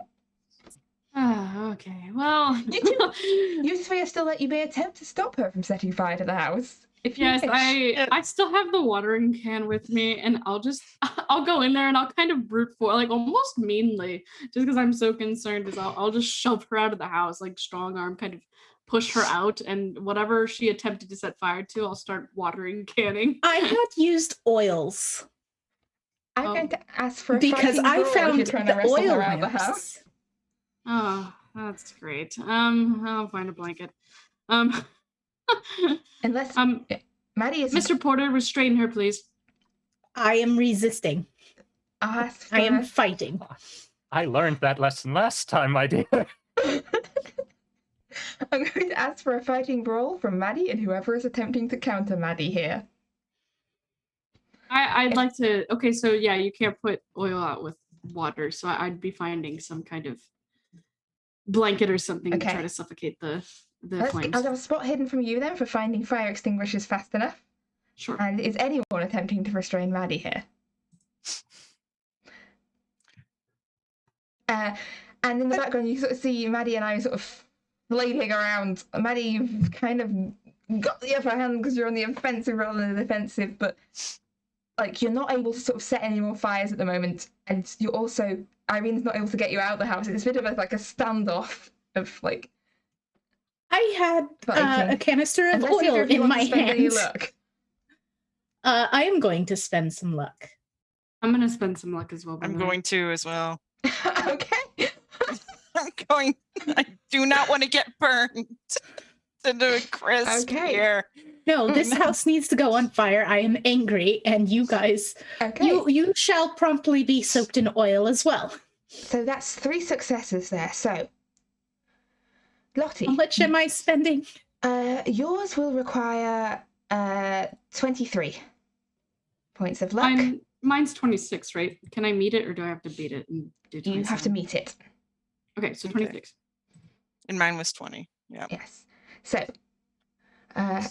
Lottie, you managed to find this heavy rug, which looks like it definitely worked to put out the fire that Maddie has set. Great. Hang on, Irene has attacking of the defense. Irene, as you have managed to have grabbed hold of Maddie, what were you attempting to do with Maddie? I was going to try and pin her to try and get the oil can away. Okay, so you were attacking, she was defending. You've managed to get the oil can out of her hand, but otherwise she is still free, but no longer with oil. Lottie has a fire blanket. Maxwell observing this scene. Yes, now that the oil canister is out of her hands, I can do something. But I'm not going to sustain another blow like last time. Okay, so what's everyone doing? There's a small fire. I am now trying to light more fires. I don't have the oil, but I can light the draperies. Okay, so candle in hand, sort of trying to set fire to the draperies. We've got Mad Maddie Carter here. I'll be, I suppose, following behind her, tearing down the draperies if she manages to light them. So, pulling down draperies. Lottie with your fire blanket. Yes, anything that catches fire, I'm trying to put out, basically. So I've just got this rug type blanket thing, and I'm just trying to suffocate out flames as I get to them. Okay, so after... And I'll just be I'll be yelling at this, but I'm just knock her out if you have to. Come on. That's what Irene is going to try and do. She's going to try and find a heavy object and hit her on the head. Okay, I'll have a fighting brawl from you. And either dodge from Maddie or fighting brawl from Maddie, depending on whether he wants to fight back or try and just generally avoid getting hit. Dodge. And I fail. Which health have I lost? Well, that was I represent here a sweet thing called karma. That which throws things at people has now been hit. So heavy objects. Looking around. Oh man. Let's see. There's heavy books. There's various bits of lab equipment, furniture. What would you? I think we're going to furniture. We're going for like a small end table kind of situation. Okay. End table. Okay, so an extreme success, I believe, is the maximum here. So I will say, let's say 8 points of damage. Do I How keep many- consciousness? How many points of health total do you have, Maddie? 10. In And which- now I have 2. Make me a constitution roll, please, as that is a major wound there. You are still conscious. You've slumped down to the ground, but you're still conscious. And with your head sort of ringing, you're sort of knocked out of your, panic spell, which was beginning to draw to its close anyway. The room is full of smoke. There's Lottie in the background, stamping out fires with her fire blanket, Maxwell pulling down hangings. There's smoke thick in the air everywhere. Broken splinters of wood around you. And that hurt.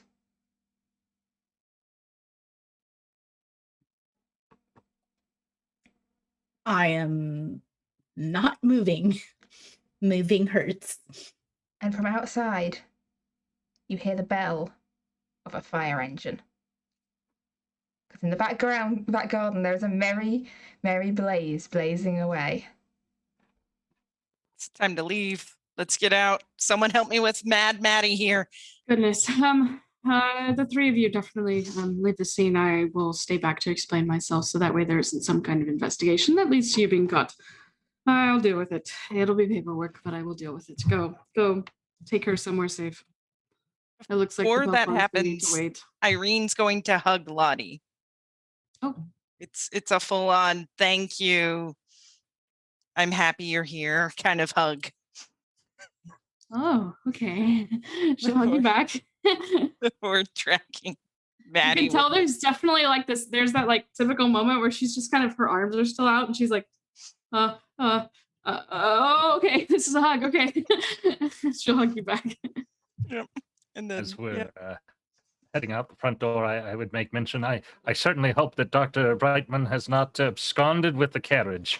Otherwise, I believe us carrying an injured woman down the street will draw a great deal of attention. He has not, because he thinks that the carriage is another trap, so he's on foot somewhere in the neighborhood. So Astounding. you managed to load. So you're loading Maddie into the carriage, and did I hear rightly in that Lottie is remaining behind? Yes, I have my badge and everything. I have identification, so I'm basically staying back and explaining to the firemen what occurred, and that I was here on official business, and that there was no hijinks. It was a fire. There was an accident. I did not realize there was ethanol left out near the garden, and I had dropped my lamp. Ask for a fast talk roll here, I believe, because this is Sure. being a little liberal with the truth, as the fire engines get their hose out pumps. So that out the gate is a failure. It's up to you whether you want to chance on some luck here or not. I'll push it. Okay. Send me to jail. You see that they don't look completely convinced by your by your argument, as they're hosing down this glass house that seems to just burnt to a smouldered wreck in the back garden. Whatever was in there was actually surprisingly flammable, it seems. Good. A push is just to roll it again, right? Just roll it again, but if you fail, there will be consequences. Yeah. And in this case, would you like to know the consequences before you roll or not? I already rolled and I failed, so that's fine. So I think this is where we will wrap up tonight's episode. As Eric Brightman heads away from these clearly suspicious people away to just get the hell away from whoever these dangerous people are. As Irene and Maxwell and the poor injured Maddie head off in the carriage. And as Lottie is arrested for arson. Yeah. And taken down to the police station for questioning.